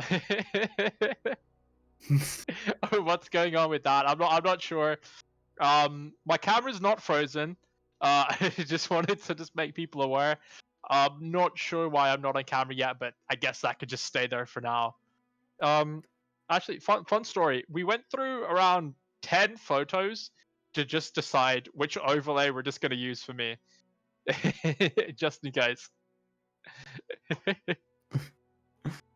I mean, we went with the picture that's most similar with what you are wearing right now. And your camera didn't change that much since your room didn't change that much. No, okay, yeah. I think I just need to reconnect to OBS Ninja. I think there's just an issue with that. Props to Curious for just putting a photo there, just putting anything there, really. Thank you. Okay, yeah. Let me just try and log back in. Okay, join room with camera. Okay, yeah, I should be back now. Hopefully, I hope so. If she can put me back, if not, you're just gonna have to look at this photo because if I got OBS Ninja, I can see me. So, So you'll oh have my me god, in the picture that is talking and making noises. yeah. No, overall, so like, kind of like Ally Caesar, like, do you feel like he's just gonna run over this tournament? I think he has the most chances to do so. I've seen him perform before, so I'm not really surprised if he's gonna perform again. Yeah, it's absolutely like understandable. I think yeah, he's definitely just gonna come in. I feel like yeah, he could lose a game in round 4 because if I'm not mistaken, there is another 3-0. Let me just find them. Oh wait, no, so the round 3 brackets I don't think are updated yet, but there has to be a 3-0. And that's why I want Ally Caesar to face because I want him to face an actual challenge because right now I believe he's played 3 rounds. I think he's gone undefeated. And yeah, he's not lost a single game yet. And even though we've only seen one real game from him, um, like judging by this one wasn't even close, and Ally Caesar was just in constant control. Yeah, definitely. You can tell that he is an experienced player, a veteran to the game. I think I've seen him pretty much since I started playing, and I started playing since the open beta was out. Oh yeah, so with me, if how I started, it was just the COVID, and then a lot of people just got put on furlough, and I was like, oh, this game looks really fun. Let me just go and see it. And I was like, oh, I actually quite like it. How did you actually find out about this game though? Because for me, it was just completely random. For me, I mean, I'm always searching for card games and for something to play, but they usually disappoint me because they're either too easy, too rewarding, or too hard to farm. They require too much, and that was the reason why I think most of the people dropped Hearthstone, came to LR because Hearthstone is just requiring too much resources, too much money to put in order to have an available collection at all points of the game. If, for example, in Runeterra, if you decide to take a break for a few months and come back, it's not such a big of an impact. You can still recuperate the amount of time that you didn't spend. You can get back the resources. Not the case with Hearthstone. Then I tried things like Gwent, and after I got something like top 100, I think, in open beta, I was like, this game is too rewarding, I'm not gonna play it. And Oh yeah. then, yeah. A lot of other games, for example, I played Eternal, I got top 20 after 1 month, and I was like, okay, I achieved my goals, now what? Actually, with me, I never really played Hearthstone. What did I get? I think like okay, they changed like the ranking system. I think I got gold in Hearthstone. Hearthstone I haven't played in a while. I think I'm bronze. League of Legends probably the reason I got into this because like I always wanted a game that was kind of like a card game but mixed with Legends of League of Legends. It's something like I always really wanted, and I never thought was gonna happen. Because Riot were like at that time we're like, oh yeah, we were only gonna like ever release one game, but like in the space of like a week, there's something. Oh wait, no, we have an MMO, we have a FPS, we have a shooter, and now we have a card game, and And we have and a now we're game. into this. Now we're into another match. It keeps carrying on like that. What a transition. Okay. Okay, yeah, so we've got Kia, which is actually someone I really did want to see, and we've got Tricky Lion, a player I don't know. I think Kyo actually at this moment in time, he is actually 2-0 at the moment. So winning this would actually solidify him and possibly could put him into a top 4 cut. With Tricky, let me actually see where this player is of what he's actually got. And as we mentioned, the point system before, way before we've gone into this match, the way you want it to be is if you are going to lose, you want to lose in the last round, so you have a smooth go in the early rounds, and the system points is gonna be in your favor. The Yeah. earlier you pick a loss, the earlier you are out, and you're like, Mm. okay, I have something better to do for today. Yeah, you should just log off and just like I'm gonna play something else. Actually, what I've just found out, they are actually both 2-0. Oh, okay. That's also how the system works, I think, because you cannot get matched against someone that is not on the same score, just if there is not an even number of players. Yeah, we're pushing for the damage with that 3G, but I guess why not? It's really like your only attacking unit, so it's kind of it's like it's understandable. And you do understand that there is turn 3, and on turn 3, a Plaza deck usually loves to play Plaza. Yeah. Oh yeah, like turning it exactly like with Grizzled Ranger would have been so devastating. It would have been, but now it's not, because Scorched Earth is there to seal the deal, and if there is another Plaza, we're going to see another Scorched Earth come down, seal the deal with that one as well. It's so nice if you have a backup Scorched Earth, because it's also useful when you do not have a landmark on the board, because it's so easy with this deck to damage a unit and then just use Scorched Earth to remove the unit out of the way. Yeah, it's pretty good. I guess you could just wait for them to attack, use your Mystic Shot and Grizzled Ranger. Maybe defend with your Ezreal if you really just want to lose the game. I don't know why. Just in my mind, I was like, just defend with Ezreal, and I was like, Maybe they hear you if you talk loud enough. yeah. There's just some people that goes to stream are just like, I don't know how to play it. It's just like, what should I really defend with Ezreal? Like, is that the best move? There was a deck in the early days that I used to play, and that had Ezreal, but I guess it doesn't have it Ooh. anymore, and this deck doesn't have an Ezreal on board anymore. Ooh, yeah, a bit devastating to see. I mean, at least you can get rid of the Sunforger. It's not entirely bad. You can use your Ravenous Flock. I think you do not want to Yeah, use your I mean, Ravenous Flock just now. Maybe you make your opponent keep the Sunforger alive next turn with something like Guiding Touches if they run any, or with something like Star Shaping. And the Star Shaping that is not on face is a star Shaping that you want to see. yeah. I guess it's not an issue using your Tri-Beam here, really. It kind of just depends what you want. I was speaking of that, I love actually just looking at these Spirit Blossom maps. They're like literally my favorite map that's ever come out in the game. Oh yeah, here we go, right into the 3-4. Let's see what do we get from the Tri-Beam Roulette. We get a Crystal Ibex, so 4 mana for 4 is decent, not the best you can get at 4 mana, but it's something you can work with. Ooh, yeah, it's not the best, but it's okay. I mean, it's better than me getting from a 3 mana Tri-Beam an Assembly Bot. Ooh, Or yeah, a 2 mana Tri. not great. I guess you can use it on the other Sunforger if you really want, like if you're that desperate. What is he gonna do? I feel like it's just a bait, but then again, how would you even know? Well, you might know it because Sunforger has 4 HP, so it's pretty killable with a flock. You can also just block with the 5-1 Sunforger if your opponent decides to attack. You can block with the 3-6 and still keep the all 3 units on the board. You have a lot of options if you're Freaky Lion. And the most obvious one, of course, is just stunning the 4-5, putting it in the range of Ravenous Flock. Okay, yeah, I like that. That's not bad. And It makes now you you see Pale's Cascade. Oh, single combat. That also works. Oof. Yeah, a lot of single combats coming out here, which is really unlucky for Tricky Lion, but actually amazing for Kia. For some reason, I just keep wanting to say like Keanu Reeves, and I don't know why.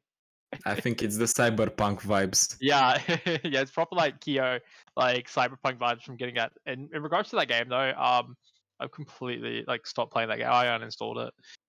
It was so unplayable. Um, okay, what do you want? What do you really want to do here? You could play your Tri-Beam onto a 5-1 if you wanted, but you can also then just defend with yeah, House Spider, and then use Captain Farron on your next turn. Yes, and I think that's the most optimal turn in terms of mana efficiency as well, because you can use the 1-1 to block, and then you can try to use Scorched Earth.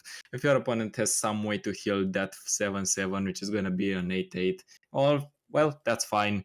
But at least you tried to get your mana efficiently put in, and then Captain Farron is gonna be there to try and seal the deal. But the issue is that Kyo is on turn 8 going to be on 20 HP, and you want your opponent to be at least at 12 HP if you're playing a Captain Farron deck. I feel like what you should do is use Captain Fire and attack with it. See if he defends with the Eclipse Dragon, and then if you kill that, your damage goes through because you're overwhelmed. Yeah, that is also an option. Not that mana efficient though, as we said, Yeah. because you do want to maximize your options here. You now also put your Thermogenic Beam on 3 mana. It's going to be another additional 1 damage to the Tri-Beam for when you decide to use it. But what you do not enjoy at all to see is Honor Soul that can block the Captain Farron and pretty much shut down the attempt of Tricky Lion to do a bit of damage. Yeah, it's not overall great. Yeah, it doesn't put him in a great spot. Okay, yeah, it's just gotta see what happens.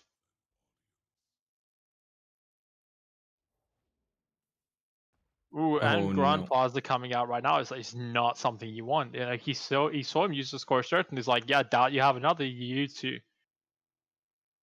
That was so sad, especially because you used Scorcher the last turn, so you might beat yourself up now that you used Scorcher just one turn too early. You are just telling yourself, maybe if I waited just one additional turn, I could have done something different. Yeah, I feel like it probably was good to keep because like with that soul coming out, that Scorched Earth was kind of like your only answer to it. And I guess like your only like kind of answer now is use a Tri-Beam onto soul, and then like the next round, like use like Thermo Beam. It's like literally your only way you could kill him. But yeah, I guess But he's the more not going for it. pressing matter is Aurelion Sol not leveling up this turn, so I think that's what we are most afraid of. Not that it has the chance to level up with Grand Plaza, but you never know what they can pull out of their heads. Ooh, gets the Elnuk. Oh, that's something you don't see ever. An Elnuk deck. I mean, they are fun to see. You shouldn't play them though. I mean, at this point, even Poro decks are more competitive than Elnak decks, and Elnaks didn't see that much love from the developers. We didn't get additional Elnaks. Yeah. Ooh, it's just baiting a Pale Cascade. Oh wait, no. Well, I thought he had one spider left. Yeah, but attacking with the soul is pretty much it's really ballsy. I like it. You can be as ballsy as you want at this point because your Yeah. opponent is not gonna do anything in 5 mana that is going to threaten or Aurelion Sol. You want to attack with it so it gets bigger because of the Fury tag. And the Fury tag essentially does that is you get +1/+1 for every unit you kill. It's pretty crazy. Oh, for a second, I thought he let that damage go through. It was going to take 15 damage. Casually taking 15 damage, why not? It's like I don't need it. Health is just a resource, as the saying goes.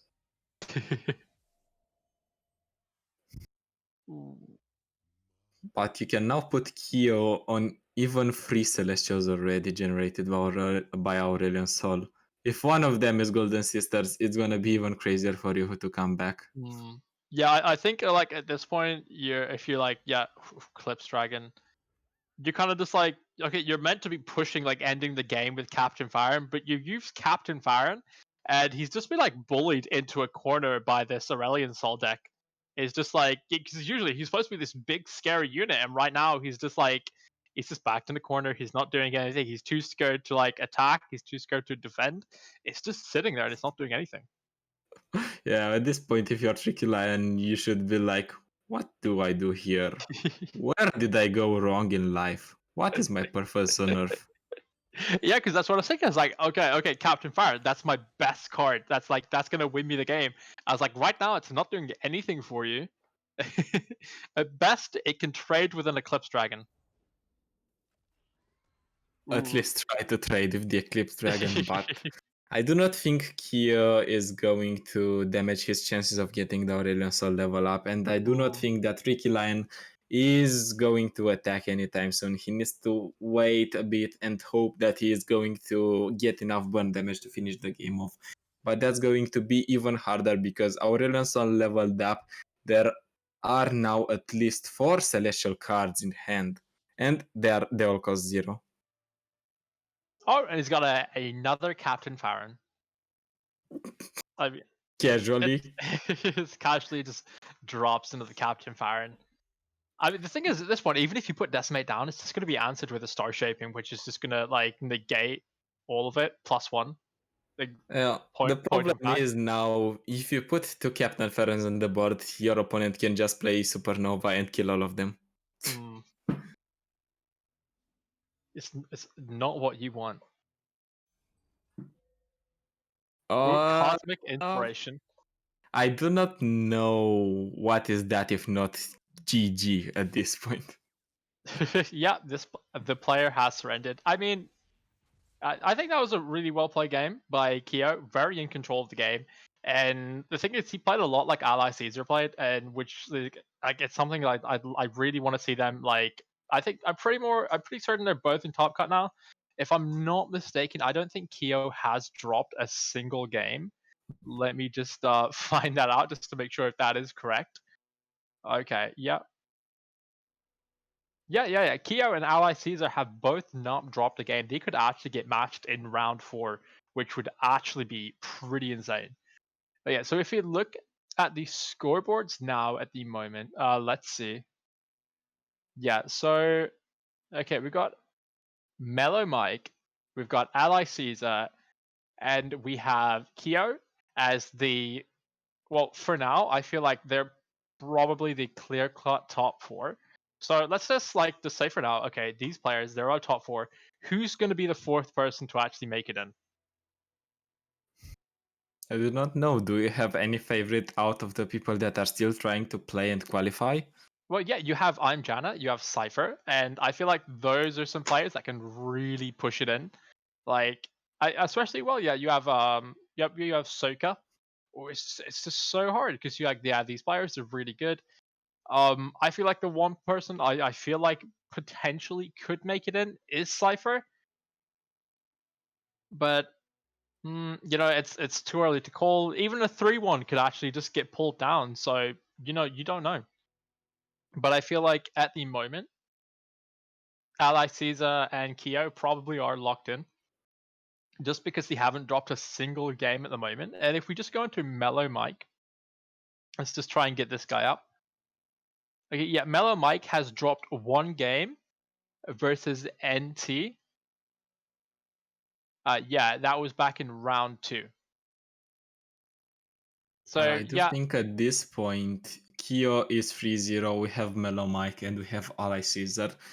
Whoever, no matter what, I think those 3 are going to get qualified, so The last one is gonna be a free one out of them, I think, or a free one that is not free zero, free one that is not free zero now. Yeah, I feel like Maybe it's 2-1. yeah, it's super close to call. I'm probably gonna be like, okay, yeah, I'm gonna say it's between Cypher and it's between Soka because 2 weeks ago during the week one, those were the two players that made top cut and were really impressive because they weren't really known and they actually made it into top cut and it's like nobody expected it at all. So I do believe it is gonna be with these between these two players. I'm actually really happy to see. I've not seen Mellow Mike here before, and I've not seen Keo here before. It's really nice to see like fresh new faces coming in and absolutely obliterating like old dogs who have played like since season one in the community tournament. Yeah, because you have players like Ace, Garnantino, you have Tekasumi. Who else do you have? Sorry, you have Leezus as well, and Wayne, and Tremor. All players who like they're veterans. They've played like almost every single week, and they're go down a bit, and then you got these new dogs, and they're coming up, and it's just like it's refreshing to see, because it can be a bit worrying when you have the same people winning day in day out, but to just have a new person who's just like being there and he's just like winning and he's beating these people, it's actually quite crazy.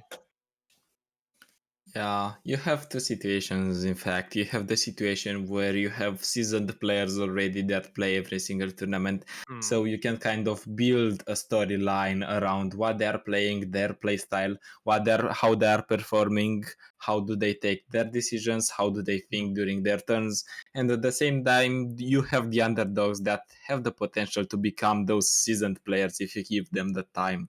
And if they win something big, they can go from win to win and start their own story. Yeah, I get that. That's really good. And I feel like Soka at the moment as well with Cypher are doing that. Yeah, one of them isn't going to make top cut. Potentially neither of them could, but to like the performance, like a week after week after week, can actually show something. I'm really like usually I am surprised that Ally Caesar does come in these tournaments. He is like I think he is a Discord founder as well, if I'm not mistaken. But it's really nice to see him here. One player we are missing, I'm not sure where he is. Maybe he's not competing today because he doesn't want to. Is actually Sorry. I'm not sure. Are you familiar with him?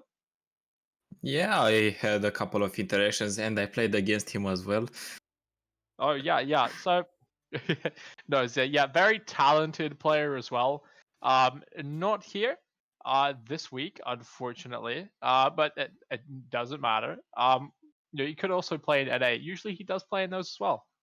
Wait 1 second. Yeah, Okay, so they play everywhere. There's a lot of tournaments going on. They are everywhere, spread across around the world at this point. yeah. Okay, so we're gonna jump into round 4 really soon, and what we're gonna do is we're gonna try and spectate Kier just to get him again because I'm not entirely sure how everything's working. But we are going to be jumping in right now to the actual deck lists if everyone just wants to take a quick look. So we have the Garen Asol, and the one thing I like about this is it just runs the Judgment. Yeah, it runs one copy. It's good. You play that with like a Sunforger, it's actually insane. The thing I will say about this deck is like it takes a while to get on its feet and you can end up eating a lot of damage early, which is why it's so bad against like aggressive decks. I would say that this is bad not for aggressive decks, but for aggressive playstyle players that are coming to Yeah. this list because they come into this list and all they see is I have a turn 2, I need to play it. I have a turn 3, I need to play it. I have a turn 4, I need to play. But slow down a bit. That's not how the deck works. You need to Yeah. play for the value game. If your opponent is not putting units on the board, it is not necessary to put your own. If you are the slower deck, just wait a bit because usually close games round 10 or after 13, 14.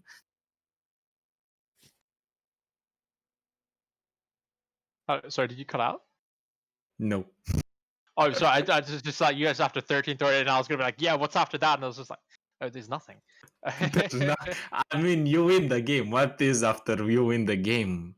Eternal glory. Yeah. So I have tried playing this deck on ladder, and the one thing I've just found about it is just like sometimes it can just take so long to get online. It's like by the time you're there, it's just like oof. it's not looking good. Yeah. And I do love the addition of Judgment in Demacia Targon decks from some seasons ago. I do know the player that first did that in a Riot format. I think it Yeah. was the Riot format in a DOR. It was the Catasus, and Yeah. he tried to bully Demacia every single way possible. He hates Demacia with a passion, and what better way to kill Demacia with Demacia? Kill fire with fire. Yeah, I mean, this is a deck I like to see. It's like one of like the better Aurelion Sol decks because I feel like Aurelion Sol deck works so much better with Leona. I feel it is a bit of a nerf just putting Garen in that. Yeah, Garen does offer a lot of utility, but then again, I feel like Leona offers it because Leona can also be your win con. Usually, Garen isn't.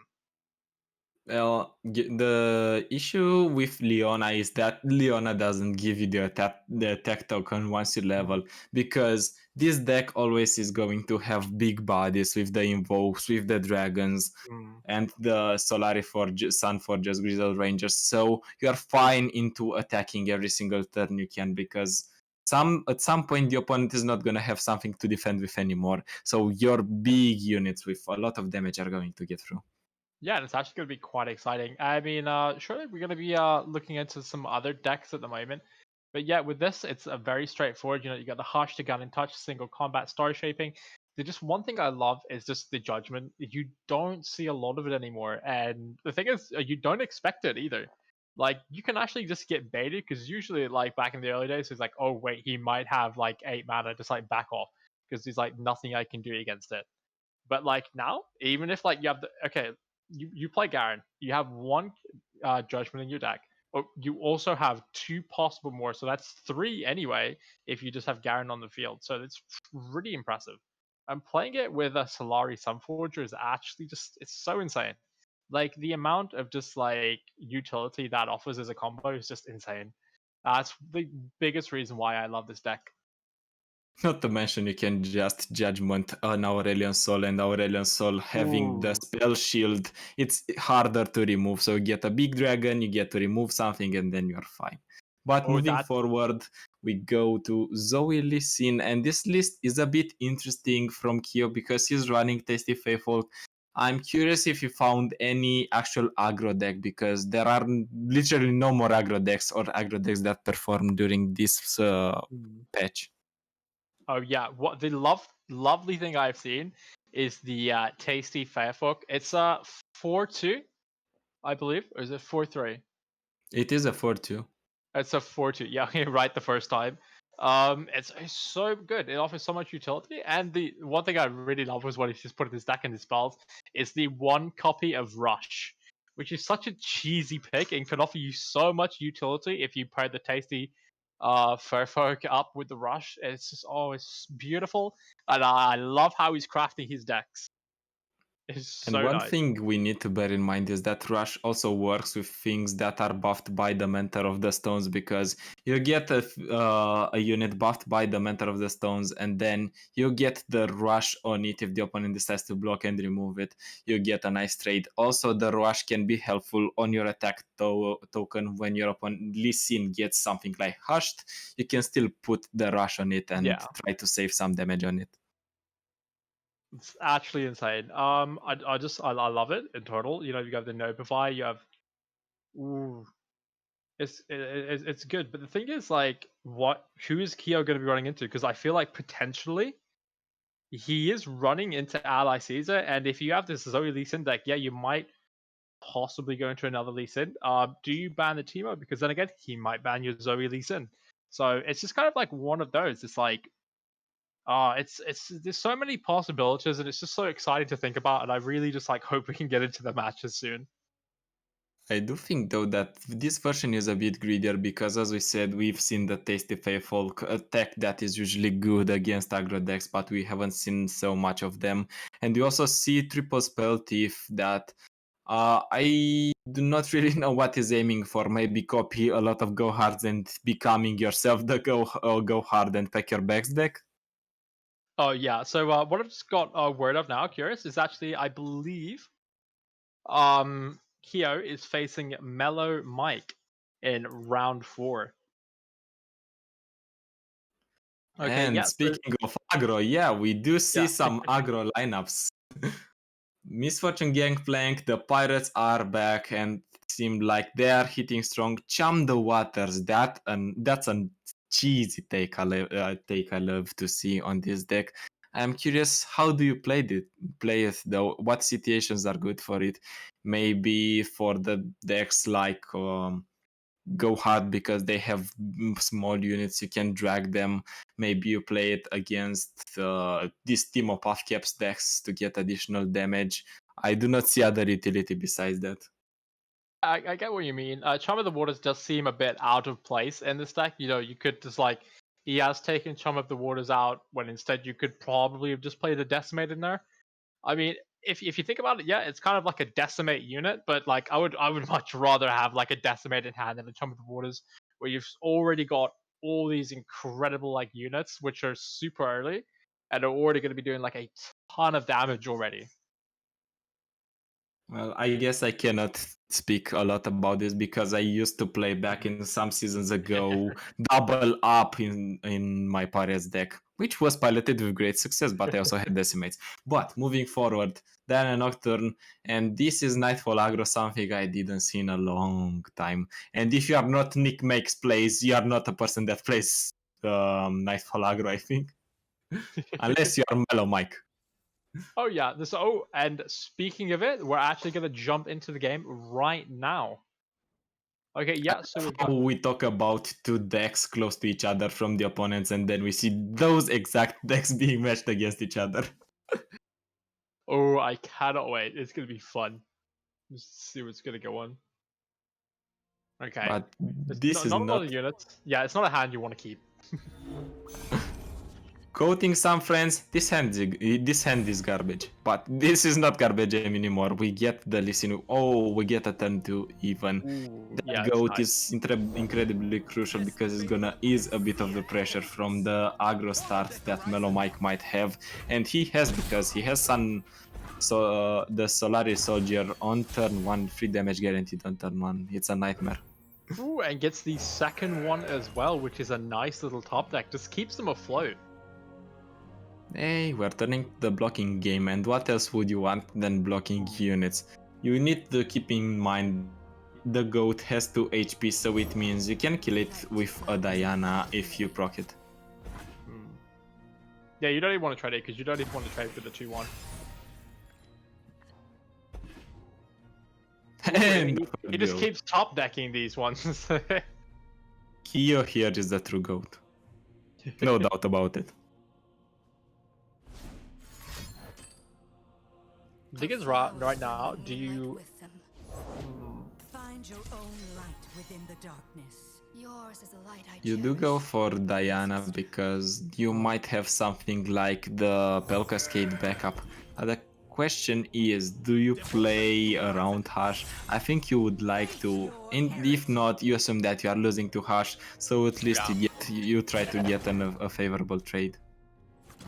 You also want to keep your Nocturne level up conditions growing and growing until Nocturne levels up and all your units are fearsomes and you can hit the board. But fearsome blocking is not a problem for Hugh because he has Lee Sin, he has even another goat in hand. He is fine for now. This is absolutely fine. Yeah, you don't mind taking any of these trades at all. I mean, yeah, you drop a considerable amount of HP, but you don't care. Not to mention that you can generate additional blockers for fearsomes when Nocturne becomes available because of the gems and Mentor of the Stones. Yeah, it's not bad. It's kind of like, what do you want to play here? Because he's gonna be developing a lot more units, and you can't really develop a lot at the moment.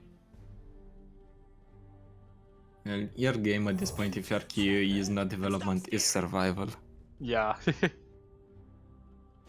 I mean, yeah, that's not bad. That's gonna really help your Lee Sin take a unit off, but not next turn. Probably the turn after, so if you can survive until then.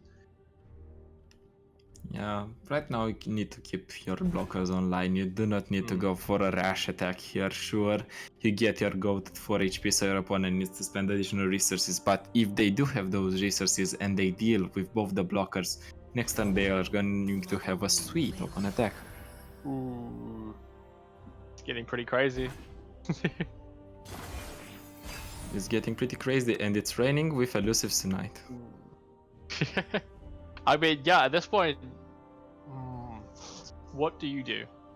For truth. I guess you can play another mountain goat if you want. I mean, yeah. You kind of just have to block everything at this point, though. Yes, you do.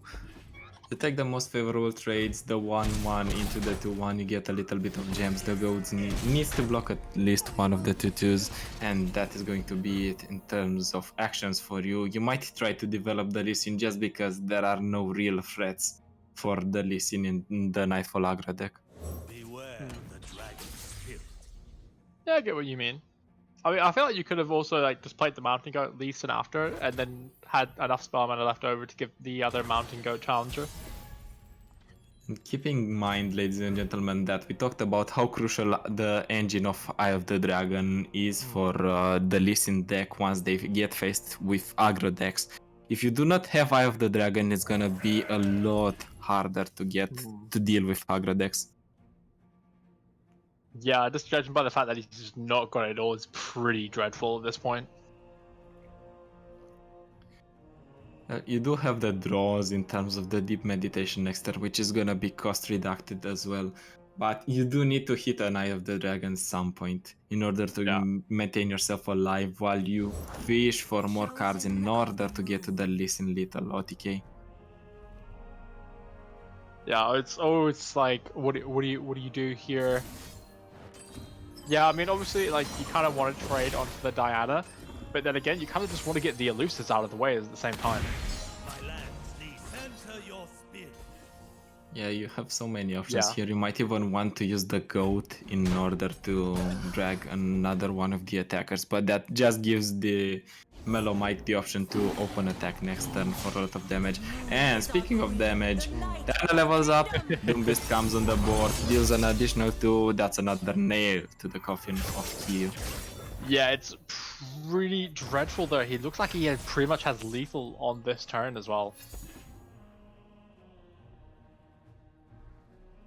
Yeah, I believe he would. The copy of Hush is gonna come in and save the day, but there is a Yeah. deep meditation. We can get something like a guiding touch and potentially something like a Palm of the Dragon. A concussive palm. No. What do you need to do now? No. You need to use deep meditation, and you just need to like, I don't even know, spell thieves. Spell Thief is not something you might want to see. Maybe not Rush again, but maybe get a Pale Cascade, and Pale Cascade gives you options to draw more and get into that concussive palm, but it's still not enough to keep you alive. Yeah, I mean the thing is, there's like having like cheesy card picks, and there's like it gets drawn exactly when you really don't need it at all. I guess the spectator mode decided to pull one on us, but never mind. We see that there is a Pale Cascade being picked, and in Kyo's hand, Oh yeah. he decides to play it. Does he get another one? What a weird bug. It's so cool. Yeah, it looks pretty obvious that Mellow Mike might actually be winning here. Oh yeah, I love the BM. It's just like I'm just gonna attack my elusives as well. It's like you can't do anything. Oh, and that was truly fantastic. Great game. I'm really looking forward to the second matchup actually, and more so for Top Cup because like the further these games have got on, yeah, we didn't get to see round 2, but the other 2 games actually look quite impressive. Like from what I've seen by Ally Caesar and now what I'm seeing by Kyo again, because the second match we're spectating, I actually feel like he can push some dents into Ally Caesar, and so can Mellow Mike as well. Yeah, both definitely have a chance to go into the top 4 cut. And speaking of chances, we get into the second match of the series. Mellow Mike decided to go for an Ionia Demacia deck. That means it's going to be the reliable Fiorashen. Okay, yeah, I mean, I think you could probably just keep your Hush for this one, and you could keep a Spell Thief if you wanted, but I would definitely get rid of the other Lee Sin. Yeah, One listen is enough, the other is gonna be bricky. You do not have a lot of occasions to use it, especially because once you drag one of the... Oh, decides to mulligan the hand fully. Okay. That is an interesting mulligan, but I guess he wants to get his early pressure, early units and survival Oh tools yeah, we early see on. here. Yeah, let's look at the survive. He does have a lot. He does have I cannot speak. He has Laurent the Chappie, Laurent. Yeah, he definitely has that card. Interesting enough, he also has the Spirit's Refuge, a card you don't see a lot, but can actually be quite effective. I can tell you where he earned that list from. It is the list Portugal used to win the EU Masters. Card Well, by card. I remember it by heart. Well, hopefully, this can win Kyo round 2. Hopefully. Yeah. Oh. I mean, Well, yeah, the right thing now is, you do have the option to go for double spells. You can go for something like a Zenith Blade into Guiding Touch or Zenith Blade into draw with Spell Cascade. Those were some valid options, but developing Tasty Folk is not a bad one. The only thing you need to keep in mind is that a Fiora can be easily deployed. The opponent doesn't need to block, and next turn if they have barrier, they can challenge the 4-2. You do have Hush, so they are going to need to invest something more, maybe something like a Sharp Sight in order to keep the 4-2 alive. In order to keep the Fiora alive. I feel like he's kind of like baiting out that he's got a riposte now. But then again, like, well, I don't think you take this at all. I feel like you end the round because he's just giving it to you. He really needs to develop, and you don't need to develop that much. Additionally, you can attack and use your Hush here, but I think a Hush is more important than a Fiora, because if you leave her unchecked, it's going to be an engine that keeps on going. And when you think you've actually won, Fiora just, I don't know, gets a unit with barrier on it, or gets a unit with a single combator concerted, and the game is over. You just use your Zenith Blade now. It's just like sitting there. I just use it. It's a free card. It might be a free card on a 1-free because now you can deny the value your opponent gets with a single Spell Cascade if they decide to go for something like single combat. You're basically teasing them to use the single combat here. And that's what we see.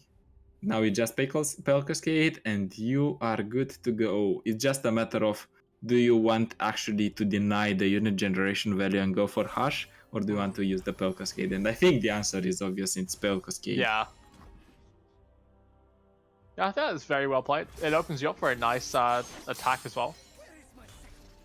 Yes, you can attack with at least 3 units if you decide to do so. You do, and you can attack with 3 units just because you have that valuable Hush. That means if the opponent decides to go for a barrier effect on burst speed, you can freely attack, use the Hush on whatever he's barriering, and then you're good. Yeah, I feel like he's kind of thinking like, okay, I've only really got the one. What he can do now though, he can play his Spell Thieves and actually get a single combat. I do think though that you wait for at least 3 spells to be played, so you have more choices, not just a single combat. They're just gonna know what you have. I mean, and when they play 3 spells, they're already going to know what you have. Water changes, but never. River Shaper coming out here, okay.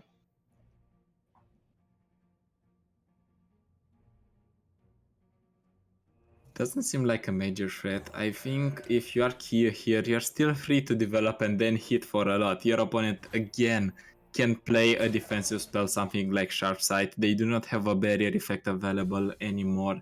And you do have your Hush at the ready to hit one of the units.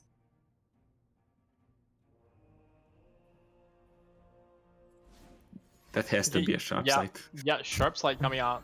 Actually, this looks really good for Kyo at the moment. Like, really impressively good because he uses the Hush. He, like, loses the unit. He doesn't, like, trade. And also, he doesn't actually draw a spell from it. Yeah, this is the most win-win situation he's ever going to get, I think, in this matchup. Besides the winning swing, I think.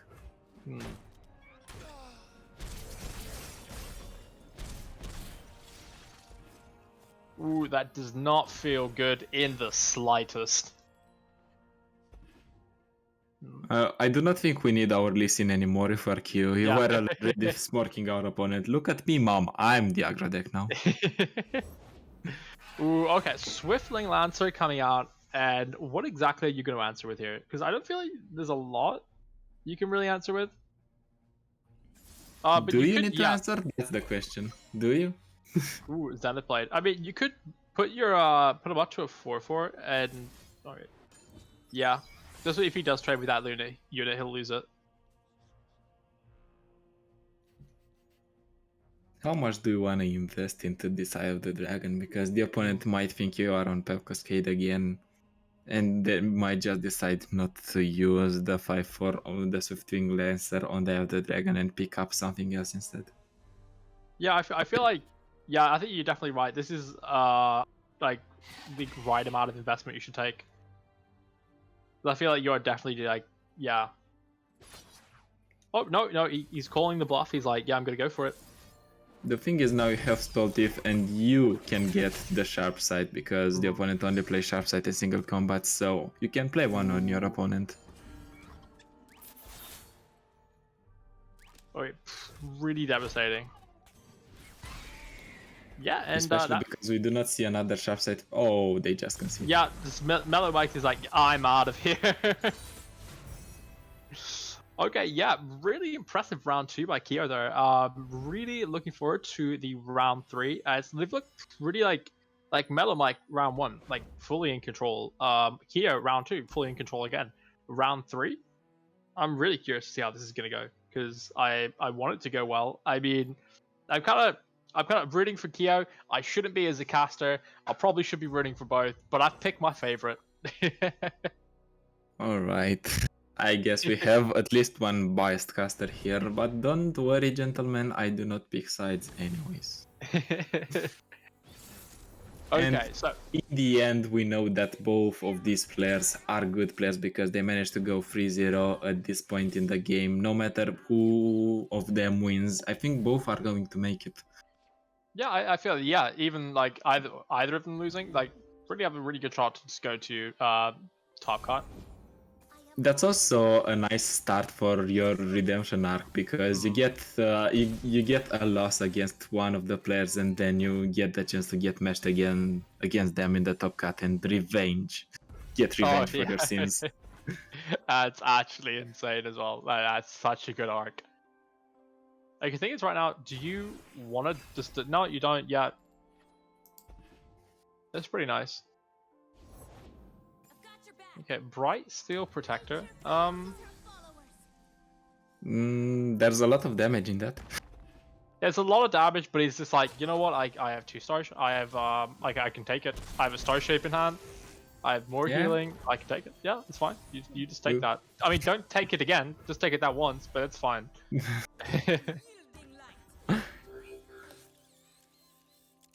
You now have the option to remove every unit that's being put on the board. Your opponent needs to keep mana up for barrier tricks. We tried to bluff the Hush, I think, at this point, but without any great success. We can still try and find the Hush with a Guiding Touch. Are we going to find it? No, we do not get it. So even though we had Plaza, even though we could drag that unit, we do not get a favorable trade. Yeah, I feel like sometimes you kind of have to do that. Like, you kind of do have to call the bluff. I mean, I feel like there, I probably would have ended the round. Because just give you more time to develop your board. That's kind of what you need to do as Garen. Garen Sol. Ooh, yeah, like I said, you can take that damage before. Don't take it again. Yeah. Because now you're going to be in a really bad spot where you're just, like, you're fighting to stay alive. Once Garen hits the board, we have more options for a judgment unless we see something like a concerted strike, which is very likely for Mellow Mike, to be fair. Yeah, I feel at this point, the state you're in, with Kyo's just played so ballsy, I feel like, yeah, just put the Garen down. Or, yeah, you can put the 2 cost down as well. Just get the Dragon out of it. Stabilize. And I love like that snap back pass because you're like, okay, I'm gonna represent the concerted strike as long as you represent mana for a potential Gern. So don't toy with me, just play it or go the other way around, play another unit. Ooh. Ask me about dragons. I just made Yeah, he's just forcing him into it. He gets the Imperium as well, which probably isn't exactly what he wanted, but what can you do? Nothing at this point. Oof. I mean, Grizzle Ranger's not bad here. It's actually quite good. Grizzle Ranger is a good type of nothing to start with. Hmm.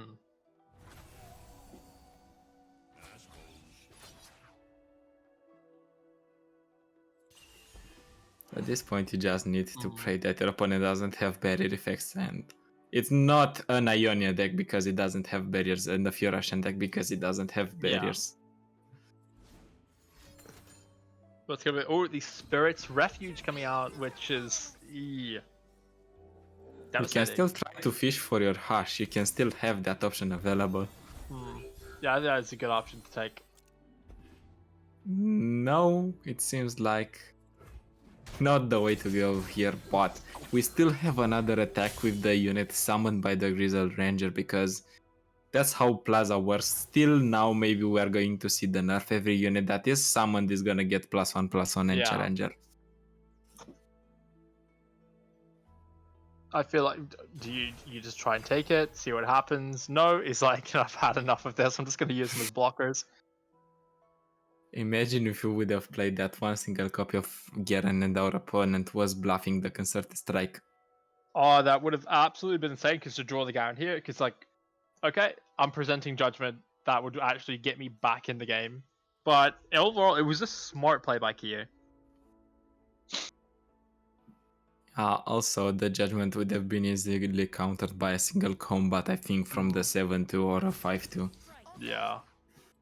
which was at that point.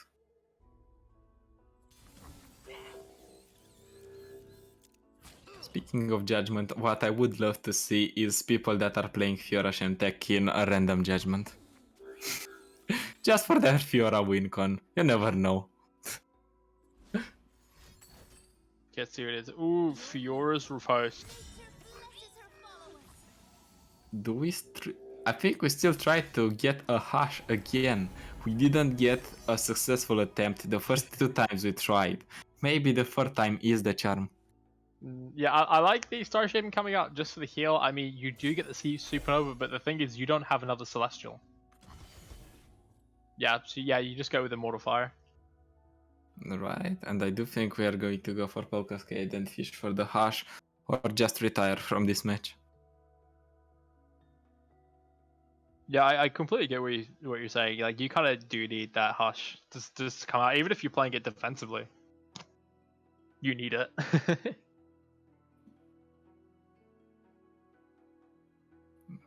Anytime. We are going to see. Yeah, so apparently carefully planned. Yeah, so apparently there's only one concerted strike. I think now there's even more reason to try and fish for the hash because your opponent is losing an attacker that is aiming at your face. Yeah, I feel like the one thing he doesn't want to do right now is like, I just don't want to play it defensively. Because it's like, if he's going to win the game, it's going to be off an offensive Hush. Yeah, play the Garen, you're completely fine. And just hope to God you can use Judgment. Just pray. Yeah, why would you use a single combat when you can use a judgment? What I would have liked to see though, if he used the Immortal Fire, he could have still used Judgment without the threat of a single combat. The only threat you'd be actually dealing with is Deny. There's a lot of threats, and you are not in the position where you can choose which threat you are going to pick and play against. You are just rolling with the dice and hope that is enough for you to get a lifeline in the turns to come from the draws. Alright. Hopefully.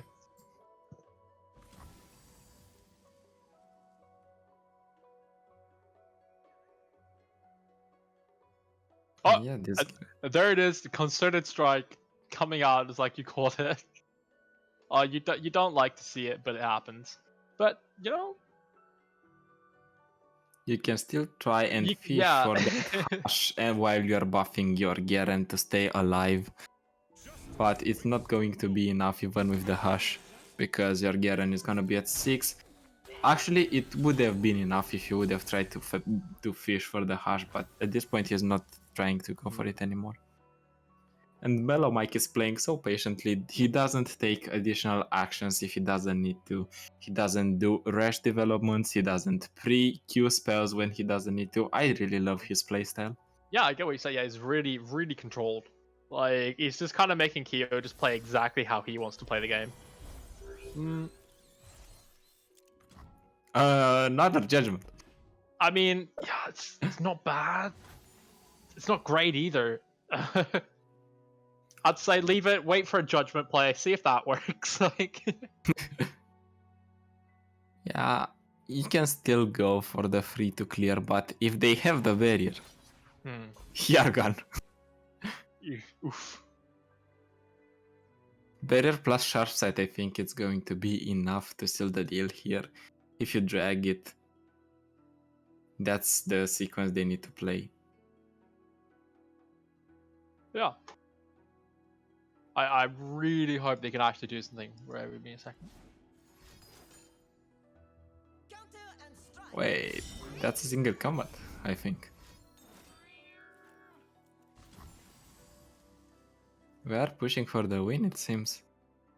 And there is no real answer from Kyo's hand. It needed to be the hush. Yeah, there's not really, is it? It wasn't. Yeah, and he recognized that his opponent doesn't have hush because he had so many sweet spots for the hush to be played.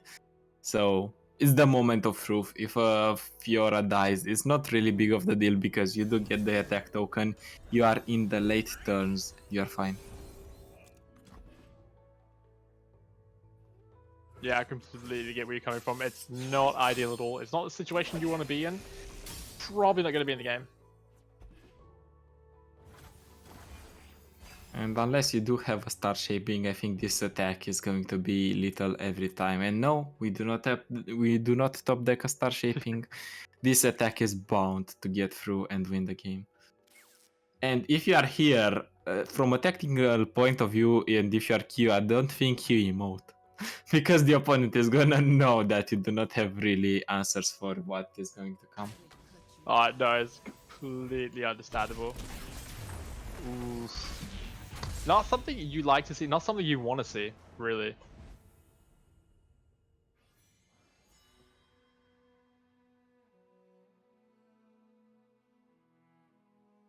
And that's where we have it. What I've been trying to do actually is trying to get back on my camera. For some reason, Curious actually can't connect me on OBS, even though I'm on it, but can't actually get me on it. I don't know why. Doesn't matter. We still know that you are here with us. No, It's all that matters. Okay, I'm definitely here. Just pretend like my camera is frozen, for the time being, and this is just what I froze on. Yeah, with this, you got these shreddies in the background. The More backlit shreddies. actually, they're really blue. Like, I didn't notice that when I was buying them, but they're really, really blue.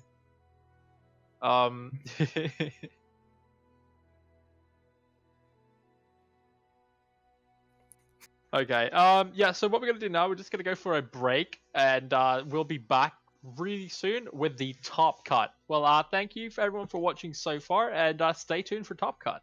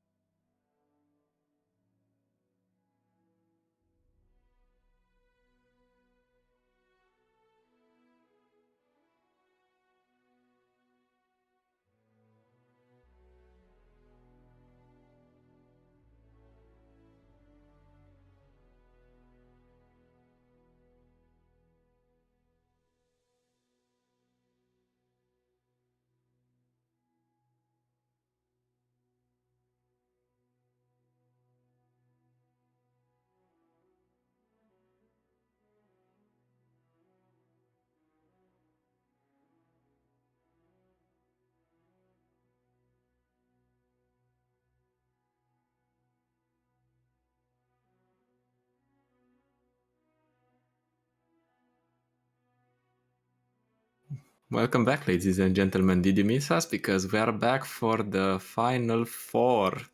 And yeah. in the final four, we are going to have um just let me look a second, because we're going to have Kiev versus Sally Caesar, but we're going to cast the other semi-final, and it is going to be Mellow Mike versus 42. And speaking of 42, we do have his decks up, and we're going to kick off with his Ezreal Draven, which is one of the most consistent decks in the previous meta, one deck that is consistent in this meta as well. As usual, you do want to use Scorched Earth or something like Aftershock in your Ezreal Draven, because you do want to have landmark removal. Besides that, it's pretty standard, and it has only seen the addition of Ballistic Bot for additional fuel, especially for discard material. Yeah, I get what you're saying. He's bringing up pretty straightforward decks. I mean, it's kind of like you don't mind seeing it anyway. I mean, it wins you game. It's a very consistent, really consistent deck. Like M Tucker said, this is probably like the most 50-50 deck you can actually like ever build. It's so consistent. It can do well into a lot of matchups. But like the last time we saw, Captain Farron can't always win you the game if you're not always pushing the damage when you can. Ballistic Bot, I do like to see here though. It is a new arrival with all the cards that have arrived with the new expansion, and I like people just putting this in the deck, really utilizing it and putting it to its maximum potential. I feel like Ballistic Bot is really good, and it doesn't even seem overpowered, but it really can be. Like if you're in a bad situation with absolutely no answers to that card.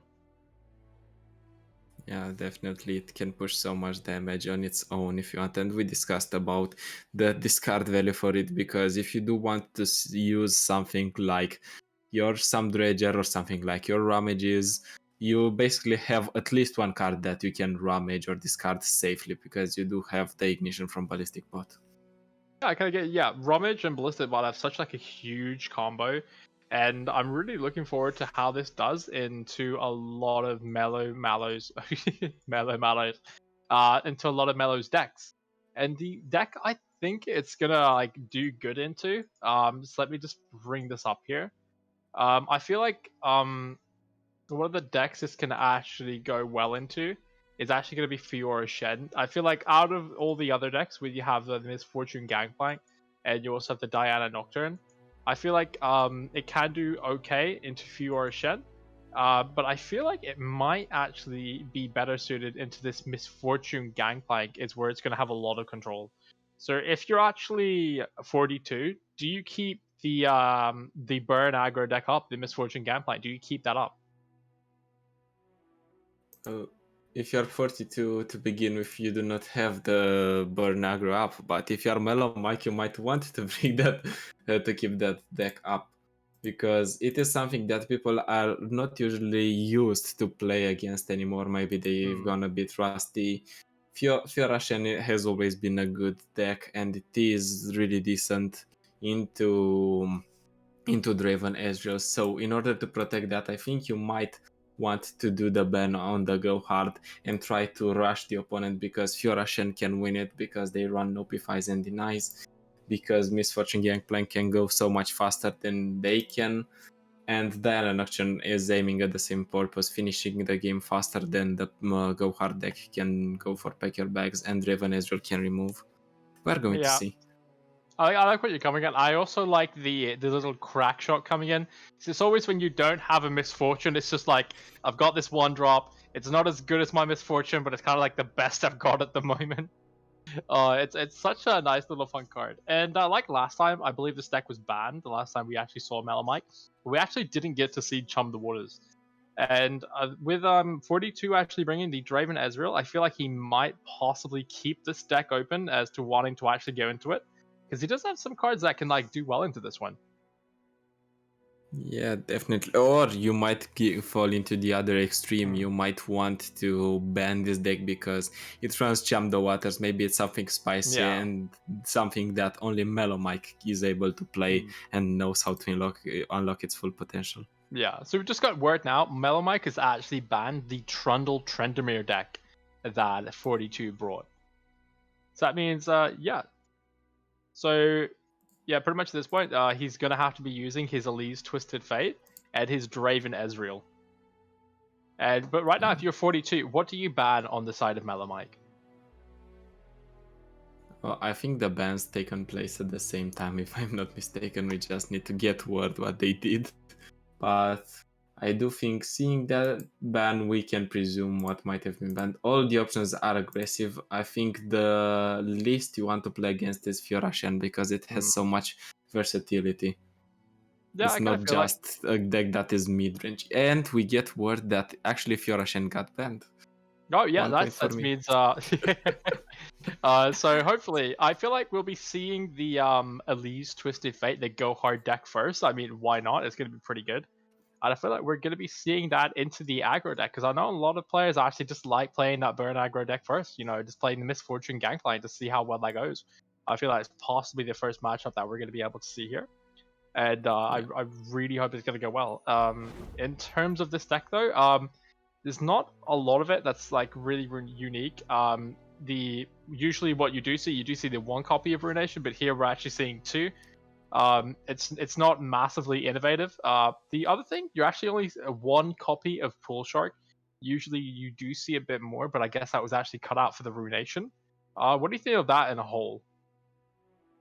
I do think that the main purpose of the main engine that is keeping this deck alive and that is making it so powerful is the draw. So cutting one pull shark might not be the most essential change in this deck right now because you limit your draws and pull shark is such a good pass tool. It's a soft pass in my opinion. You just play one mana, you do not commit much, you know you're going to get a useful card next turn. Just make sure you're not playing it on one.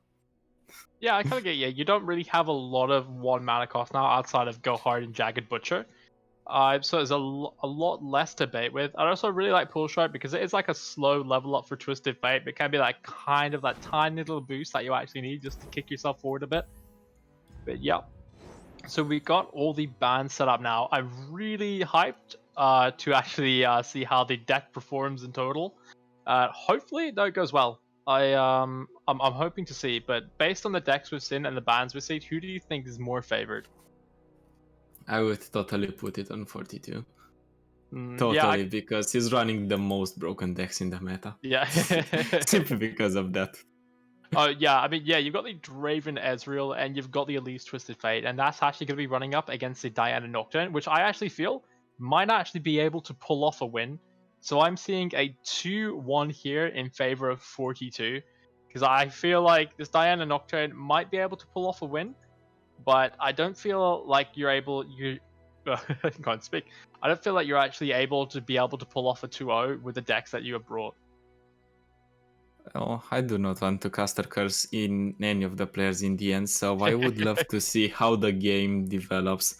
Maybe, as we said before, or I said in the start of the cast, I do not want to call it before it actually happens, because if you are that one player that played so much against that matchup, you might know what you're dealing with, so you are fine queuing into them. You know how to deal with it. Yeah. Okay, just got some word. Okay, so we're waiting for the games to start now. So the players are getting ready for the match. Hopefully, it all goes out well and all turns out well. Best of luck to all the players. So, I mean, getting top cut, it's not easy. It is pretty hard, and I feel like a lot of them have earned to be exactly where they are. 42 was actually not a player we really spoke about. But I'm actually glad we've got to see him. Like, we've said before, I'm glad people like he wasn't even classed as an underdog. I didn't even talk about him, never even heard of him before. That's not a disrespect. I'm really excited. I'm really hyped for this player because I've not seen them before, and I really hope they can make an impact. Yeah, definitely. And let's see who of the 4 players is gonna get crowned as the champion of this weekend of the rLOR Community Tournament. Season 5, Week 3, just kick off the year. Oh yeah. It's important to know this is actually the first tournament of the year for us, which is quite good, quite nice, and overall it's gonna go really well. I hope. This Diana Nocturne though, you don't see a lot of it anymore, and especially with Nocturne, it's kind of one of those champions you don't see too often. Kind of like with the Tarek and like the Fizz, who just kind of like faded out. I feel like Nocturne never really got a chance to really shine in the meta, and I'm a bit disappointed about that. Well, Nocturne has been present a bit into the endure lists just as a finisher, additional Yeah. finisher, or just to drag things out of the endure way or in endure's way. It's also been good in lists like the fearsomes for a bit, but then it faded away. I don't Yeah. know what's the phenomenon behind it. Yeah, I get where you're coming from overall, like the design and everything. But you know, it does work well with Diana. It does work well with Nightfall. You know, we never know. We could get a new expansion that could bring something new out, and hopefully, the card doesn't fall into obscurity, unlike Fizz did, sadly.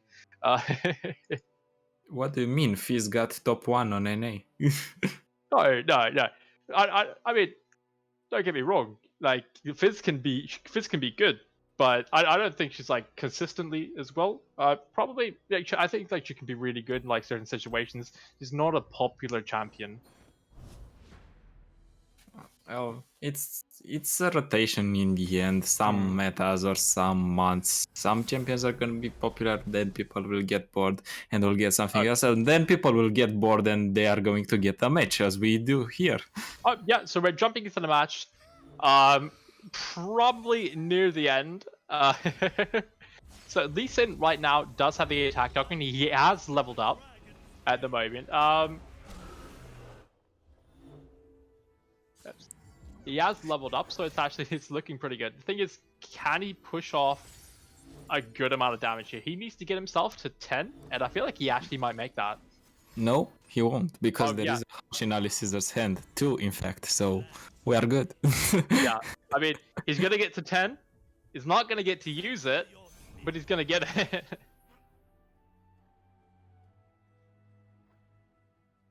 He can also be like, yeah, you can hush it. Probably the best one to make, and it's just like, oof. Well, Yeah, like next, we said. you have a Hush in order to drag the Lee Sin and proc your own challenger on your Lee Sin, or you Yeah. can just deal with it and get a Yeah. clean attack next turn. That's also an option. One that quite works. Yeah.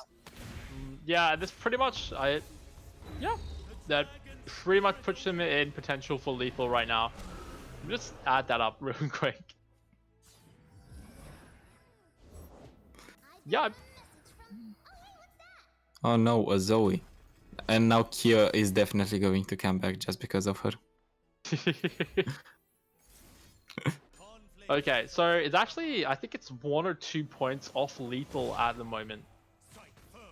Oh wait, yeah, no, but with Lee Sin coming in with the challenger, that I feel like that just about breaks it. I'm not entirely certain. Well, it is 4, then it's 2, that's 6. Oh, actually, we do have the Pearl yeah. Cascade, so we should have lethal. Yeah. Oh, he has the Lee Sin as well. Yeah, we have exact lethal. Yeah, but the thing is, Lee Sin doesn't have Overwhelm here. Oh yeah, which is a bit sad. Well, now we're definitely going to do it with the Lee Sin because it adds an additional 2 damage. Ooh. Just like win on the spot, I guess. Yeah, I feel like just let it go. Like Ally Caesar. I mean, it's been pretty good. I mean, we haven't got to see much of the match, but you know, kind of just seeing Zoe like this. Zoe has so much potential. It's like being a 1-1 as well. She's so susceptible to a lot of things. He's steady practice tying the kill for Ally Caesar. Now imagine you see a Lee Sin into the Zenith Blade, but unfortunately for Kyo, there is the counter in Ally Caesar's hand. Oh yeah, There's that's no really question unfortunate. if that Lee Sin is going to get through or not, because he is not. Yeah, it's just really something really unfortunate that you just really don't want to see. Is you just don't want to. Yeah, you at this point, like when you're Kia, you're hoping, you're like, oh, I really hope this guy doesn't have a second hush. Oh, and he just gets stunned. Yeah, there's no reason not to. If you see a deny, you can deny yourself of your own deny, and then life's good. And you get into some type of deny war, where it's just like 3 denies have just been used in one. I wonder if we You get do it. not have the mana for the third one, unfortunately. It would have been interesting to see it. But let's see if Kyo has the final one. the deny wars. Oh, it would have. Actually, Oh, now wait, he he might has get more it. chances because there's been at least 2 denies that have been used. Deny wars. Legends of Runeterra, Chapter 1, The Deny Wars. Oh, and Ally Caesar wins the deny war. With something that's not a deny, it's an opify. That's not gonna cut it, unfortunately, Ooh. for Kia. No, I mean, you can take the Zoe off for this, though. I mean, yeah, you can take the Lee Sin. Or you can just win. If your ally is the next turn. I guess winning worse.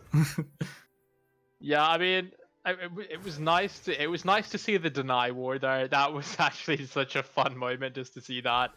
But yeah, this is pretty much lethal at the moment, unless he can actually. Oh, okay, so he gets the hush. Trades on that. That's one nice. card. Okay. Concussive palm. And Okay. Spell Cascade cuts it. Okay. And even Deny Gets cuts deny. it at this point. Okay, bring the Another deny deny? wars. Deny wars. Ooh. Is it a BM? No, it's not. It's a surrender. Alright, well, we didn't get to see much of the game, but we saw the deny wars, and that's pretty much all that matters in, in terms of seeing that. That was actually really fun for what we saw anyway.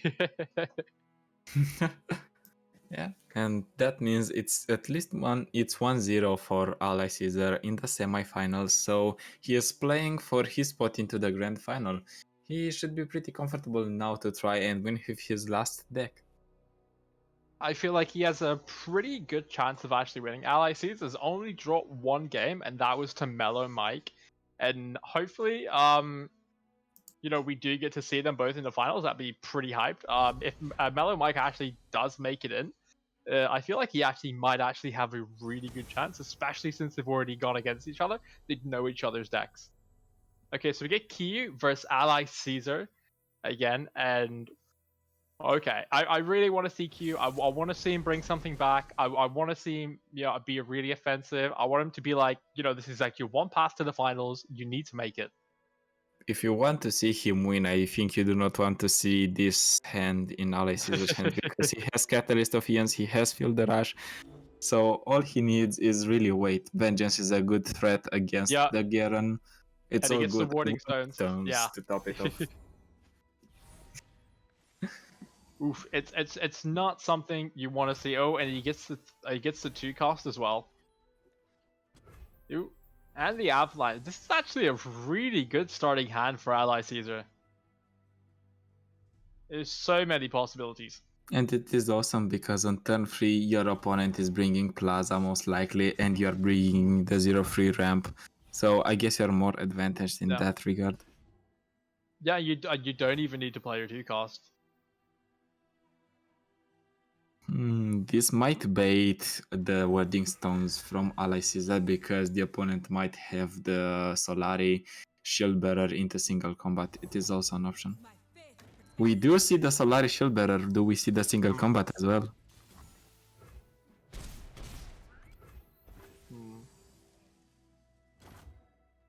Okay, no, we don't. But just a nice lot of damage is what we see. And another Catalyst of Eons last turn. Man, we are ramping towards this Field Rush hard. The fun part is that Kia is not running the region, the Ionia region, so there's going to be no deny or way to stop the Field Rush from happening. Ooh, he's fishing for that single combat. I feel like he doesn't have one. She's showing it at the moment.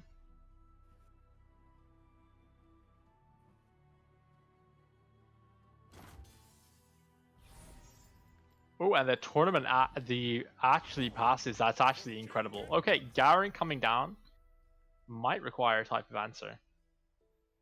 That type of answer might, or vengeance. Or the type of answer you are going to seek is vengeance, probably because you do not want to let the Garen hit twice if he has the chance. Alright, that's all what you wanted to see. The go to use the vengeance because there is nothing that can stop it. or get value out of it. Hmm. But you do not even need to do it. You are just ramping towards your comfortable field rush, which I think is going to take place on this turn. Yeah.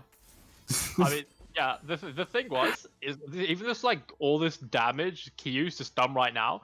It's just like, oh, I'll just use the catalyst. Oh, I'll just use the catalyst. And it's pretty much just like minuted. All the damage is done, and it's now just played field rush. And it's like, how are you going to answer this now?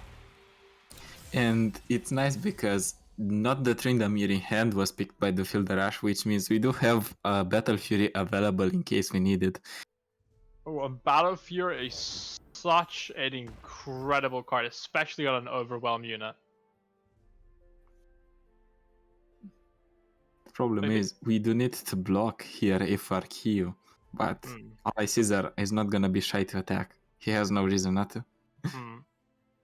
Yeah, I mean, the worst possible thing he could have is like, I feel like you should just attack with both units because like there's nothing really you're afraid of here. There might be a Hush that you're afraid of, so you might trade your Trundle for nothing.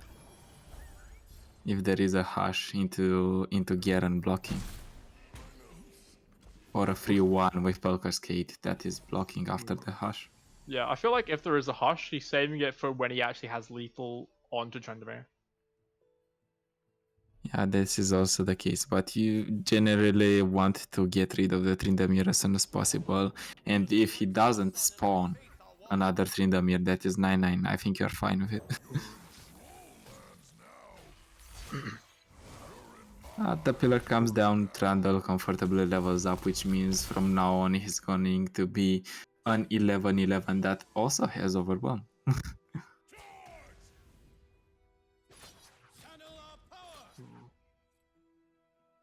Okay, yeah, it's fine. You are healing a bit, but you do see these vengeance coming up, and you're asking yourself, what did you do wrong in life to get rushed on turn 6 and then you're getting removed? Yeah, it's not great overall. I mean, what can you even answer with? There's nothing. You're just kind of like you're sitting there, you're just contemplating. You're like, wow. I wonder who I'm gonna face in the third place match. I guess it's a single combat on the pillar, yeah. Oh yeah, that's not bad. I mean, You're not healing for extra HP, but at least you get rid of the pillar so you're comfortable because you do choose what is blocking what.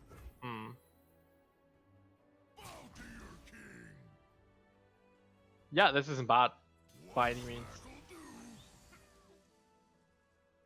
I think 24 overwhelm damage is anything but bad at this point for Ally Caesar.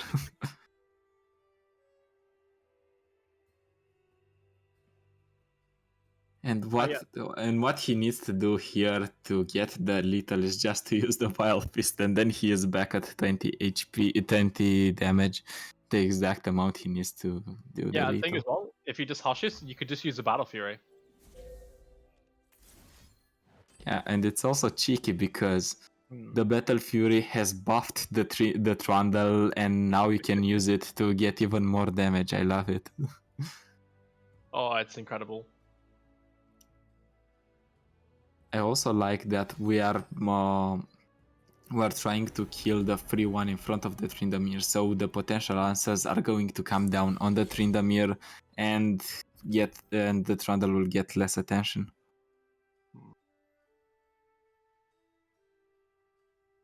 At this point, you might want to choose if you want to go for Withering Wail or for the Battle Fury. But oh well, it's the Battle Fury.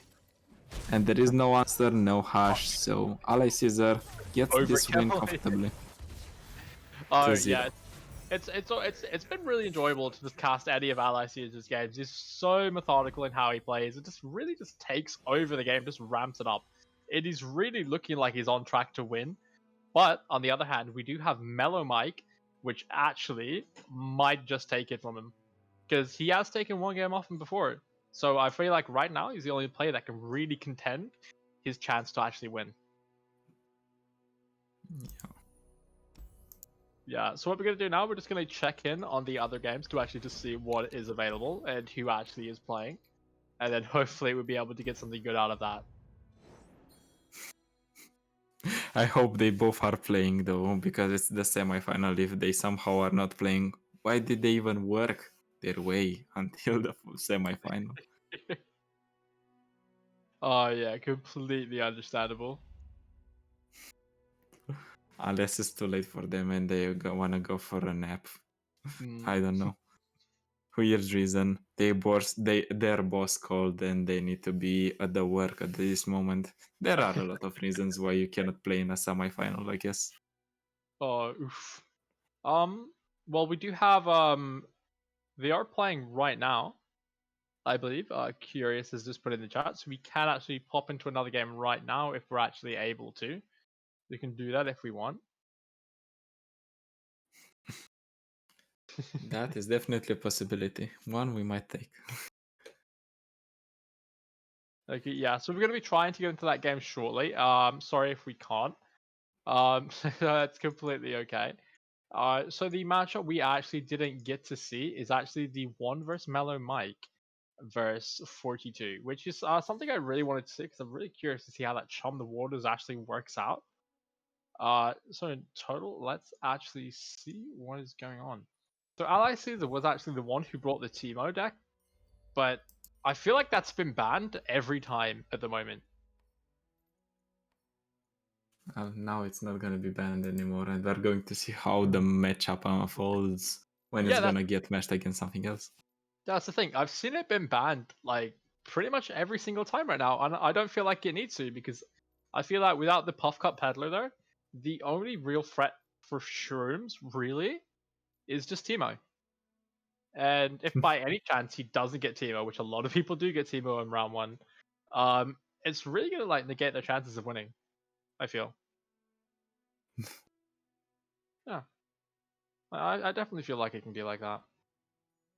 Uh, but overall, at the moment, Ally Caesar, do you think they might take it home and win? Oh, he was the one I would have gone for in the beginning because he was one of the few that I would have known. Yeah. But I would want to see a surprise from an underdog, to be fair. Like getting to win in a final against a veteran in the tournament is something else and it feels different from everything you've accomplished so far. Sure, you might win against someone that is not really known into the community, and that is fine as well. But winning against someone that is playing in the community, is regularly playing in tournaments, regularly getting top cuts in tournaments, and winning against them, that must feel great. Yeah, it really must, and especially right now, a win against Ally Caesar would actually like it make you more noticeable of a player, and I feel like it would just give you a ton of more confidence just playing in the future. Today you win, tomorrow you stream. I really hope it can all do well, honestly. Yeah, no matter who is going to win, we are going to have a hell of a show on our hands, I think. Okay, so unfortunately, we're not going to be able to get into the game. So what we're going to do, we're going to go on a short break, and we'll be back as soon as we're able to get into finals.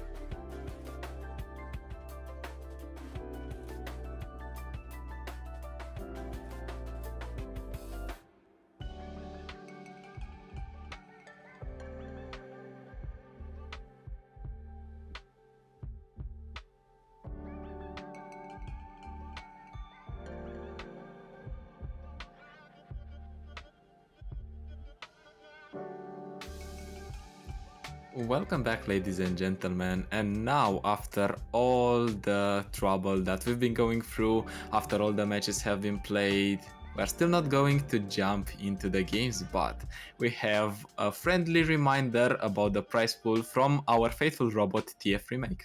TF, go ahead. Oh, thank you. So, first place, a choice of 190 coin boards from prior to the current expansion. Second place, choice of 590 coins Guardian from the prior to current expansion. Third place, choice of 490 coins card back from the prior to current expansion. Fourth place, choice of 190 coin amounts from the prior to current expansion. And last but not least, 3 random participants from both time slots will get a choice of 190 coin amounts from the prior to current expansion. And for Spanish, there we go. please press 2. Oh, can you imagine reading that in Spanish? Jesus Christ. I do know a bit of French. A bit more. Okay, so we've actually got the bands in now at the moment. Oh, we didn't get anything done, it's fine. Okay, so the band Ezreal Draven and Zoe Lee. And Yeah. okay, so basically, what does that give us? Well, let's see what decks are we going to talk about, and let's see what options the players have currently. Okay, let's just get that up very shortly. Yes, Mr. Robot. I really wanted to read it out like that. I don't know why. I was it just. No worries. Okay, so Can you talk about the deck lists as a robot as well? Trendemir. No. No. Oh yeah, it's so awkward. Anyway, so we have 42 stack. We have the Trendemir. Now Ally Caesar is running the exact same, and did they ban them or not? Let me just check that. No, they did not, because it's the Willy as Draven that got the ban. Ooh, so that means a Feel the Rush mirror matchup is probably on the tables, and probably not going to end the stream for a couple of more hours. Like, that's going to be a good 3-hour match, honestly. Oh my god. Yeah, if you just look. The only difference, if you can see, is the choice to play Avaros and Trapper and the Alpha Wild Claw for 42. And for Ally Caesar, the choice is to go for the Wording Stones and the Kindly Tavern Keeper. One has the defensive option, the other has the potential to push through Go Hard more efficiently. And I think that's the choices you are faced with. Do you want to finish the game against Go Hard faster, or do you want to take it at your own pace, slower, like Ally Caesar, consistently build up pressure, and then win the game on the spot? But it's also good against other types of decks that fight for the board as well, because you can still take your time, and it is honestly fine to do that. Yeah, I really get what you're getting at. Okay, yeah, so we're going to get another one, which is Ally Caesar's deck, the Timo Elise deck, which I've kind of thought which was the weakest deck he has. Which I don't feel like has actually seen a lot of play. It's actually been banned a lot, and I feel like without the Puff Cup Peddler, I actually don't see why it's been banned a lot. Do you? I think it's a deck that surprises people a lot, and we said that Hexcore Foundry is pretty powerful against decks that usually you bring in tournaments, because in tournaments you bring decks that have a lot of control potential, or at least that can stabilize. That means you want to play 1 or 2 cards in terms of units per turn, and then use your mana, or maybe even 1 card and 1 spell that can swing the advantage into your favor. And when you play that type of deck, drawing more than 1 card per turn might prove lethal, because at some point you're going to get a full hand and a lot of cards that are going to be discarded. Oh yeah, I mean with Hexcore Foundry going into a Feel the Rush deck, because that's going to be brutal, because you're going to have to be playing cards and mana that you don't want to spend just so that you don't end up discarding a card. And we're going to find out this exact matchup now. Their mirror matchup in Feel the Rush. Okay, it's who can hit 9 first. Pretty much. Yeah, pretty much who has the better hand in this situation. Is not really much about the skill, but it is about who can reach their fielder rush faster than the other opponent. Yeah, so just if your ally sees it, completely mulligan your hand, go for some of the that's what I'd like to see. And he pulls off a warding stone, so it's round 3 is gonna be okay. Yeah, I like what he did there. Like, didn't decide to keep anything. Is like, I'm in a mirror matchup. I'm gonna ramp up first. Okay. Well, the first turns is gonna be pretty stale for both players because one is going to play their warding stones, the other is gonna play Catalyst of Ions, and that's the turn 3 in a nutshell Yeah. in this mirror. Oh no, you should have attacked with the warding stones just because. That's a mistake. Okay, and he comes up with the Trundle, but the thing is, he does have the Vengeance on the other side, so he can completely negate it. Yeah. I think that was a bit greedy by 42. I'm not really sure why you played it. I probably would have waited a bit, but neither one of them really ramping up at the moment. They're practically still on the same length. They might both had a very late hand in. Oh, and now 42 is gonna have the advantage in terms of ramp, so it means he is way closer to the fielder rush and the potential to win the game. Because in the end, it's going to be a fielder rush showdown. Who gets to fielder rush first is gonna be slightly advantage. Yeah, so 42, I feel like should get round 9, just beforehand. Is that correct? Oh no, so he gets round 9 defensively. So it's not the best, and it works out a tiny bit better for Ally Caesar, but not that much, especially because Ally Caesar doesn't even have that Field of Rush in his hand at the moment. My blade grows restless. Ooh. Now, in terms of a top deck, I feel like 42 might have just hit the jackpot. Yes, you do hit the opponent for quite a lot, for 5 more specifically, and then you also remove them their only source of ramping. Do not stand in my way. Yeah, I feel like this is perfect. Yeah, you just remove the ramp. You don't need to go for something greedy like pulling the 0-3 with the 0-6 and then going for full damage with the 8-4, because in the end it does not matter. You do have atrocities and field rush to finish the game off. A little bit of extra damage is not really that relevant. I mean, you do have your Catalyst, like, right now, but the thing is, you've just been, like, stuck on 7 mana for 2 turns now. But the thing is, what is important to know, he can't use Feel the Rush. Not just yet. Yeah, but the problem is, by judging the aggressive ramp from 42's side, he should definitely have Field Rush in his hand by now. Nothing escapes Yeah, okay, my so they have Rose. The thing is, like... Yeah, it's looking a bit bleak, and there's not even a side of Ruination, but the thing is, the threat of Ruination could also stop him from putting Field the Rush down. And now Ally Caesar is really debating on this Avalanche, because the opponent played one Avarosan Sentry, which might draw the Field Rush or might help get closer to the Rush. Maybe 42 is actually not having the Field Rush, maybe he has an empty hand. Okay. Now, though, you do see that the opponent is skipping exactly 3 mana for next turn. They are on turn 10 next turn, so you can presume that they're going to go for Field Rush and try to close the game off. Yeah, and now we're gonna get to see exactly what kind of play 42 is. Are you gonna use Feel the Rush and just bank on that there's absolutely no... Yeah, no, he's not doing it. Yeah, And I do agree with this play because he's respecting the Ruination, because Ally Caesar is playing 2 of them. Yeah, I think that this is like really well played. Yeah, you do have to respect it.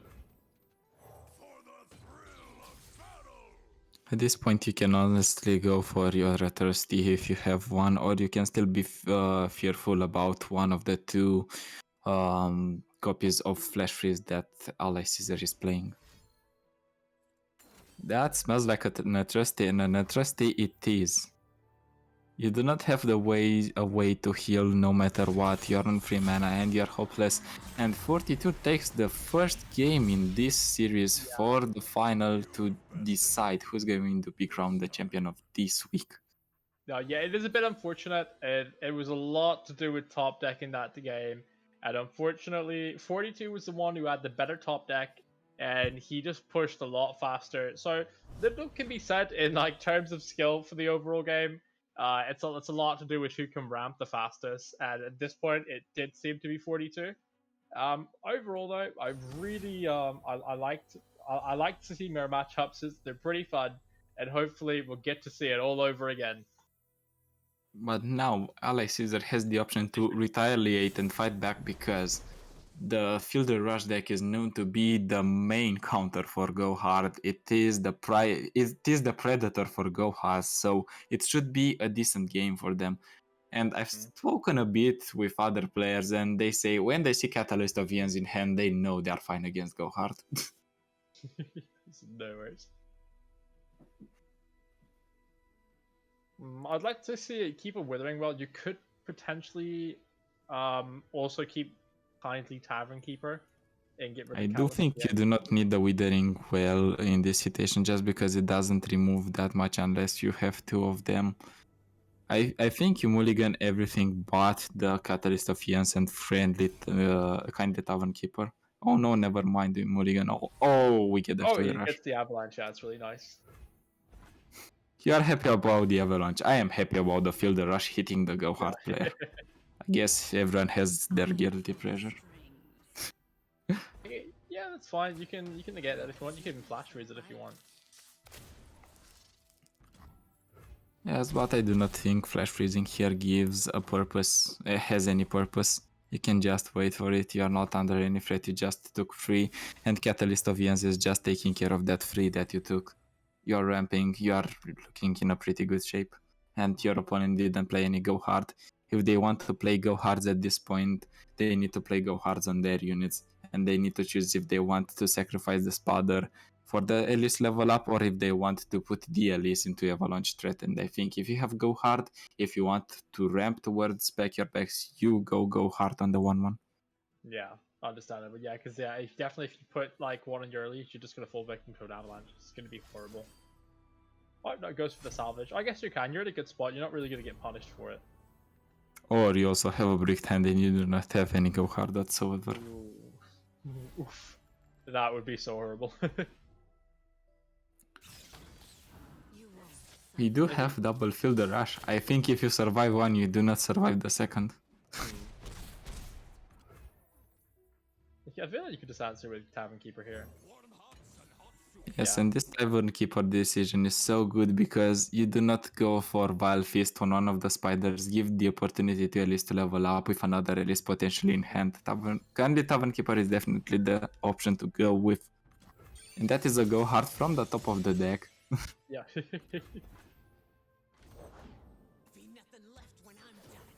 Another Go Hard. Is it? It potentially could be. He did have it in hand, he just didn't want to commit the Go Hard just at that moment. He wanted to trick the opponent into thinking they do not have the resources. I mean, at this point, you could just bait out the Avalanche without drop on Elise. But then again, he's not going to play anything if you do it. Yeah, definitely. Or you can go for the Avalanche and then you can go for the Warding Stones. It is more than enough for yourself. I feel like if I was 42 and I've just got past this turn, I'd take it. And it is a good pass for you. Honestly, you do not need to do anything at this point. You just need to pass and smoke your opponent in the face again. The problem and the main issue is the Fielder Rush though, so that's why you want to force options out of your opponent in terms of removal, because you do not want to give them a clean Fielder Rush, you want to make them work for it and not have mana in the end. Yeah, it's understandable. At this point, yeah, you can start to ramp up a little bit if you'd like. Oh, yeah, going for the Vile Feast as well, I like it. Well, there is no real pressure into not going for the Vile Fist because you still have mana for the ramp into the Warding Zones. Yeah, I don't think you're ridiculously close to it now. All you need to do is just play a little less mana this time. But the thing is, you can't really play Avalanche in a good spot here, otherwise you're not going to get to your Fielder Rush. But you might choose to play the Avalanche and just assume that your opponent is going to go hard. because you do not want to take that elusive damage. That is also an option. Or the second option is just not use anything, use the flash freeze, or even take it because in the end it's just 4 damage. It's piling up, but it's not threatening at this point in the game. Yeah, I think it's as soon as the Dreadway deckhand. I feel like it might possibly be coming out.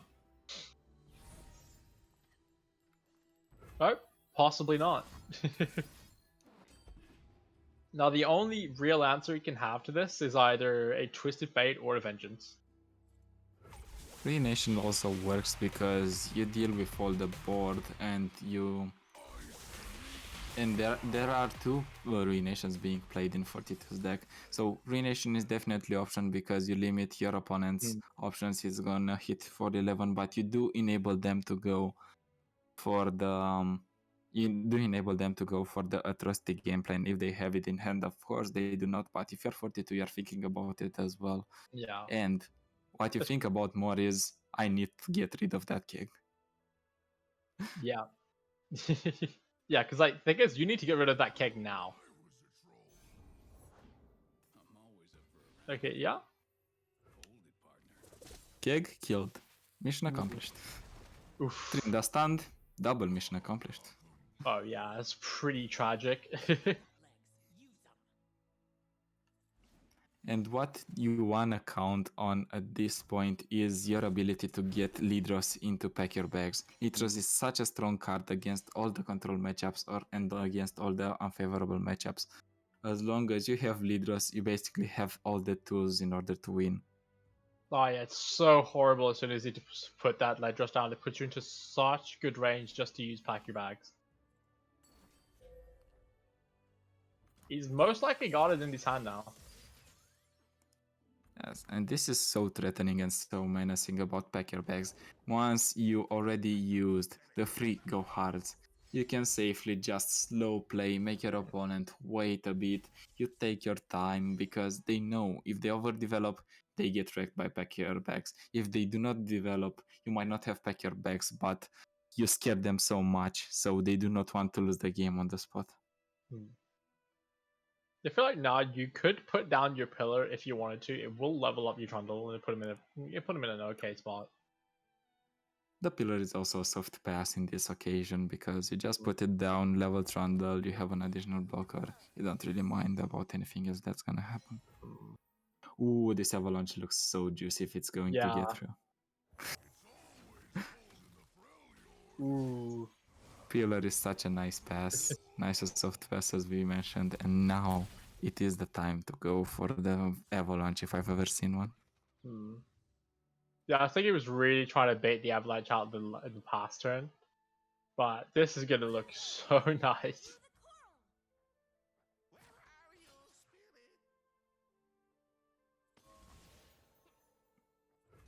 Withering Whale here is a safe play to be fair, but you do not even need to go for that because you can just avalanche and be safe. You want to keep Withering Whale as a last resort in case the go hard player is going to have a last option.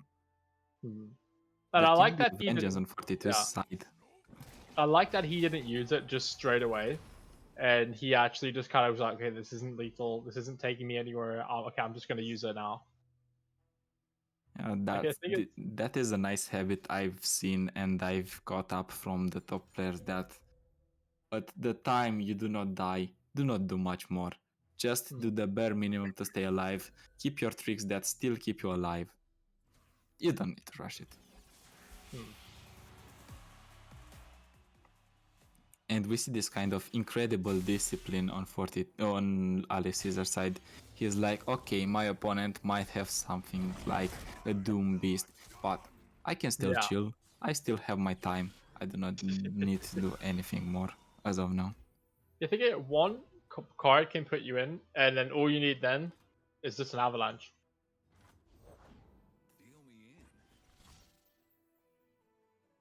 Okay, ooh. Yeah, really fishing for more. Let's hope this goes well. I mean, at this point, yeah, it does look like this game might be going in Ally Caesar's favor. Yeah, there is no chance he can lose here on the spot unless there is a vengeance that is going to keep 42 alive at least for one more turn. There is that option.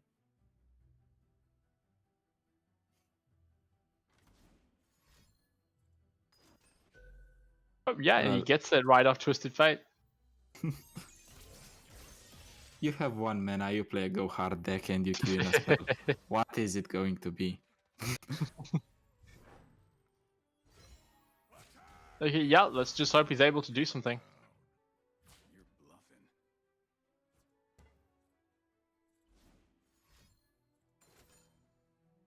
bluffing. There is the vengeance.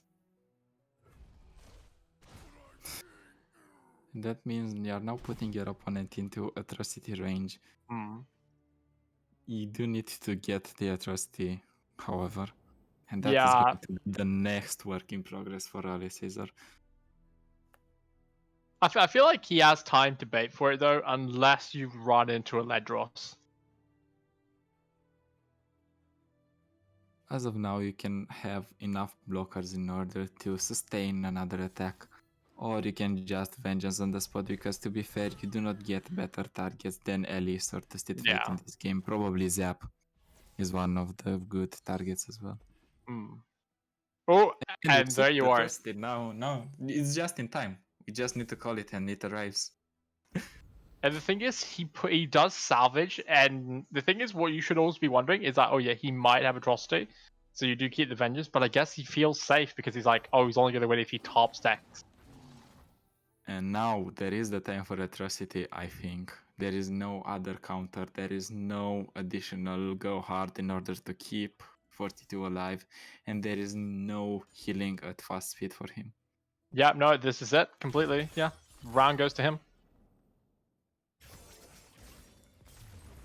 And we have seen quite a bit of fireworks in this final. It is not a clean 2-0 from any of the players. They are both here for the win. They are fighting until the very last breath. Yeah, it's been scrappy, and it's actually just been so fun to watch. And now we're going to go into a 1-1, and what an amazing way to actually kick off the finals with an actual tie coming up. So based on this, who do you think can take it? Because right now, both players actually look really evenly matched. Mark my words, we are going to see a deck out for the Go Hard player. That's what I'm going to predict here. It is a deck that is running Hexcore Foundry, so I am predicting a Go Hard meal. Okay, now this is what I wanted to see from Ally Caesar, because I was like, okay, how are you going to win with this deck? And I want to see it win. I'm really curious to how you're going to do it. And can it be done? Because I believe this deck has been banned a lot of the times. And I'm really curious to see how it goes.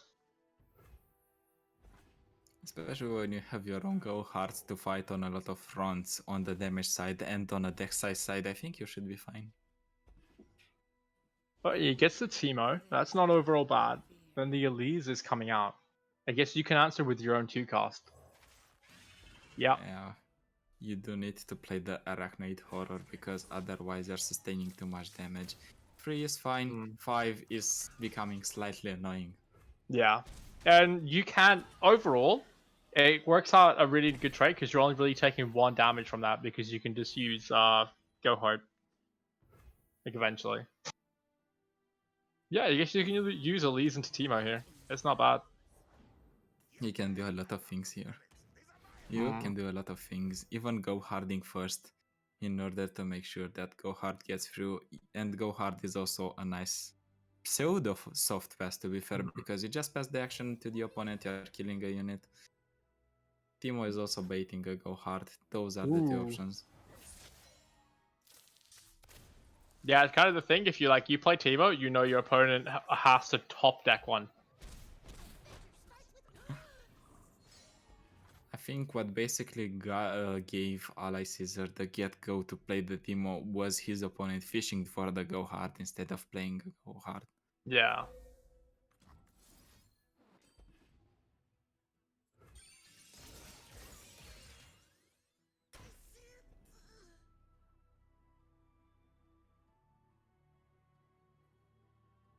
And Okay. this butcher Oh, it gets wanted another to shot. see more attention than it needed to. I think he was calling for his brother that hit the board now.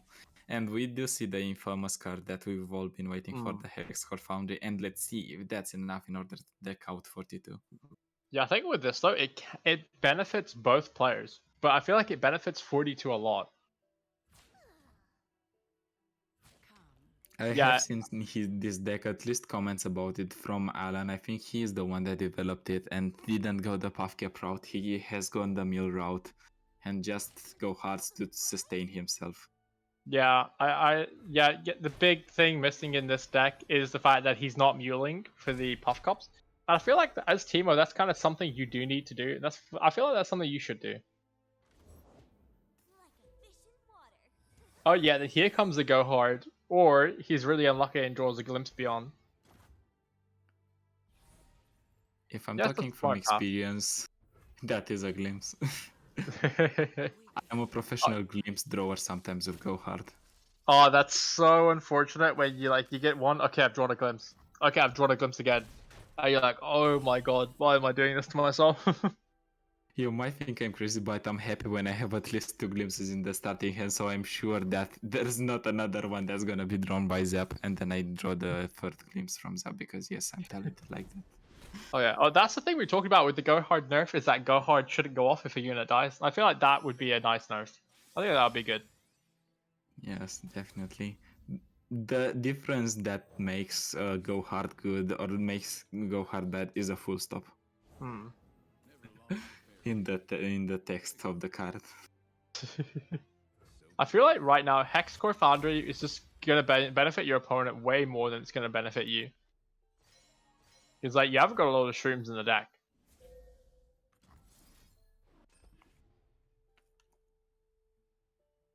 Okay, so let's see what he's doing this with. Okay, this is kind of what I talked about. Okay, if you have like the vanilla, the classic go hard into ally Caesar's go hard, which I feel like is kind of a downgrade of what it should be. I think we cannot call it quits just yet. Hmm. It's just the second go hard from 42. I think it has been the second for Ally Caesar, so far it is fine. Both players are on the same go hard. The shrooming is starting. Oh yeah. I think how many are in there? I think it's 5 at the most at the moment. I think it's only one Timo that hit. Nothing more, nothing less. Okay. Oh yeah, four left. Yeah, take the damage. That's completely fine. So where do you want to go from here? I do think you want to play another Hexcore Foundry. I think if you want to, you could also be really cheeky and do a Chempunk and actually just try to steal, but Glimpse Beyond. Like yeah, you could actually try to steal Go hard. go hard. Yes, Yeah. that's definitely an option. And with this list running around, we might see Crumble being played again into the go hard lists, the traditional go hard lists. That's also an option. I've seen Crumble. Crumble is such a great card. It's a card that I love. It's so effective as well. The only reason to go for Vengeance instead of go hard, I think, is because Vengeance doesn't require a condition, you know? You do not need the unit to survive, while Crumble is very is scarily so glassy. It's a glass cannon, I think.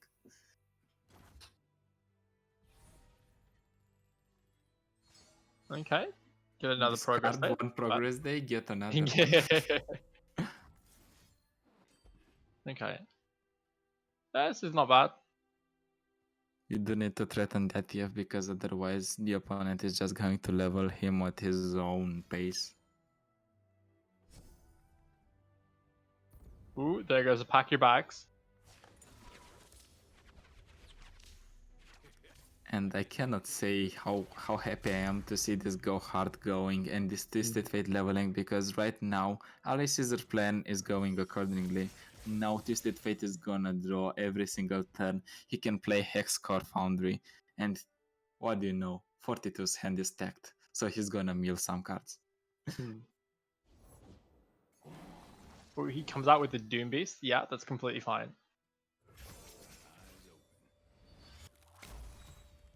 Yeah, I feel like at this point you do need to all-in attack. Well, it's your best option so far. Your opponent doesn't have really any decent block besides the spider, which is a value block. But if you do block the spider, you take the lot of damage that the other units are representing. We see the thought process that we were talking about Yeah. expressed live. The choice between the 1-1 and the 3-2. Yeah, she's kind of like, it's probably just gonna kill them now this turn. And yeah. Oh, the jacket Also, butcher. you do have the red card, so you do not need to essentially block the 1-1 or any 1-1.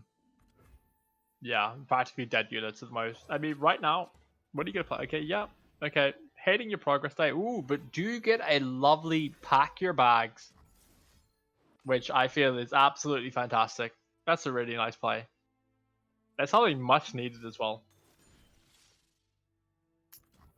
Oh no. we're drawing what 42 doesn't know what to expect now with the Hexcore Foundry. I think he has on 9 cards, maybe 10. Let's count 1, 2, 3, 4, 5, 6, 7, 8, 9 cards. So he is going to mill at least the next 10. Yep. Yeah, Dallas is in a really bad spot for 42. But great for Ally Caesar on the moment. Ooh. This actually looking a bit juicy. I do believe all the cards are actually gone now. All the shrooms are actually gone now for Ally Caesar, I believe. Yes, that might be the case, but Oh, the point is two not left. to get the shrooms out of the way. The point is to mill your opponent, and Twisted Fate being leveled helps a lot. Because you need to play at least 2 cards. Actually, you need to play at least 3 cards, I think, to feel a little bit safe. You need to play 2 to be technically safe, you need to play 3 to be safe.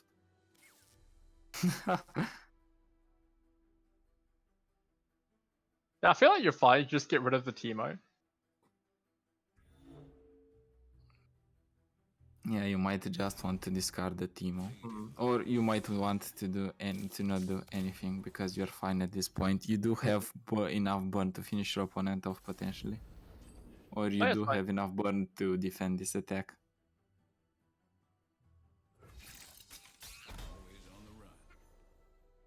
Okay, yes, you Oh. only take 3 damage. That's fine. The only thing I'm thinking about now is Ally Caesar going to bite his nails if he's gonna see another Get Excited Ooh. from the top deck? These might tell us that the opponent has at least 2 Doom Beasts. That's also an option. Yeah, which would not be great right now for Allies either. Oh, it's just go harding his own units at this point. Which kind of tells you that he probably has 3 or more left in his deck. Well, he's put in a hell of a lot of Go Hearts. Though there should be a lot of Go Hearts. Okay, yeah. I feel like just put the second one down, put your Sea Urchin down, and then drain 4 from it. That's completely fine. Yeah, you do need to take care of the 2 whales that 42 is playing in his list, though, because the 2 whales might negate the damage, the healing from the Absorb Soul.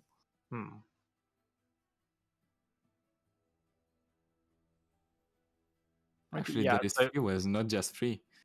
Oh wow, that's actually quite a lot of heal coming out there.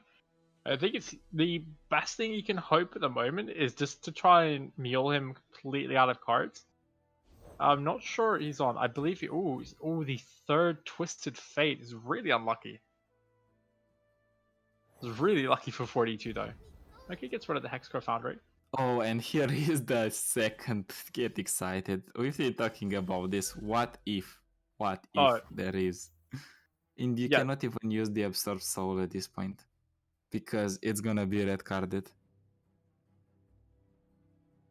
I feel like you. I mean, I feel like you could go for it if it's possible, but I guess. I think that is your lifeline at this point, going for Absorb Soul and thinking that your opponent doesn't have glimpses. There have been a few glimpses being played so far, so you are safe to at least try.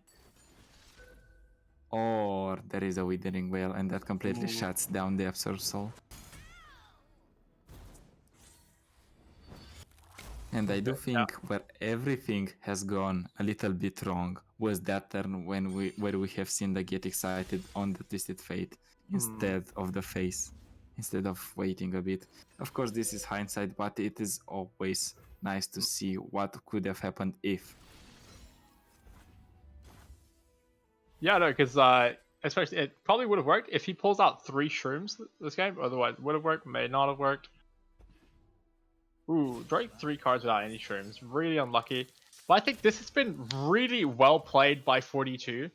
Ally Caesar as well. Like I think he's played really well. I just think like this was a game of mirror matches. Like in total, I feel like 42 did have the upper hand. He had like the better draws, but that's not to take away. I think he played fantastic. Yeah, definitely. Alex Caesar also played fantastic.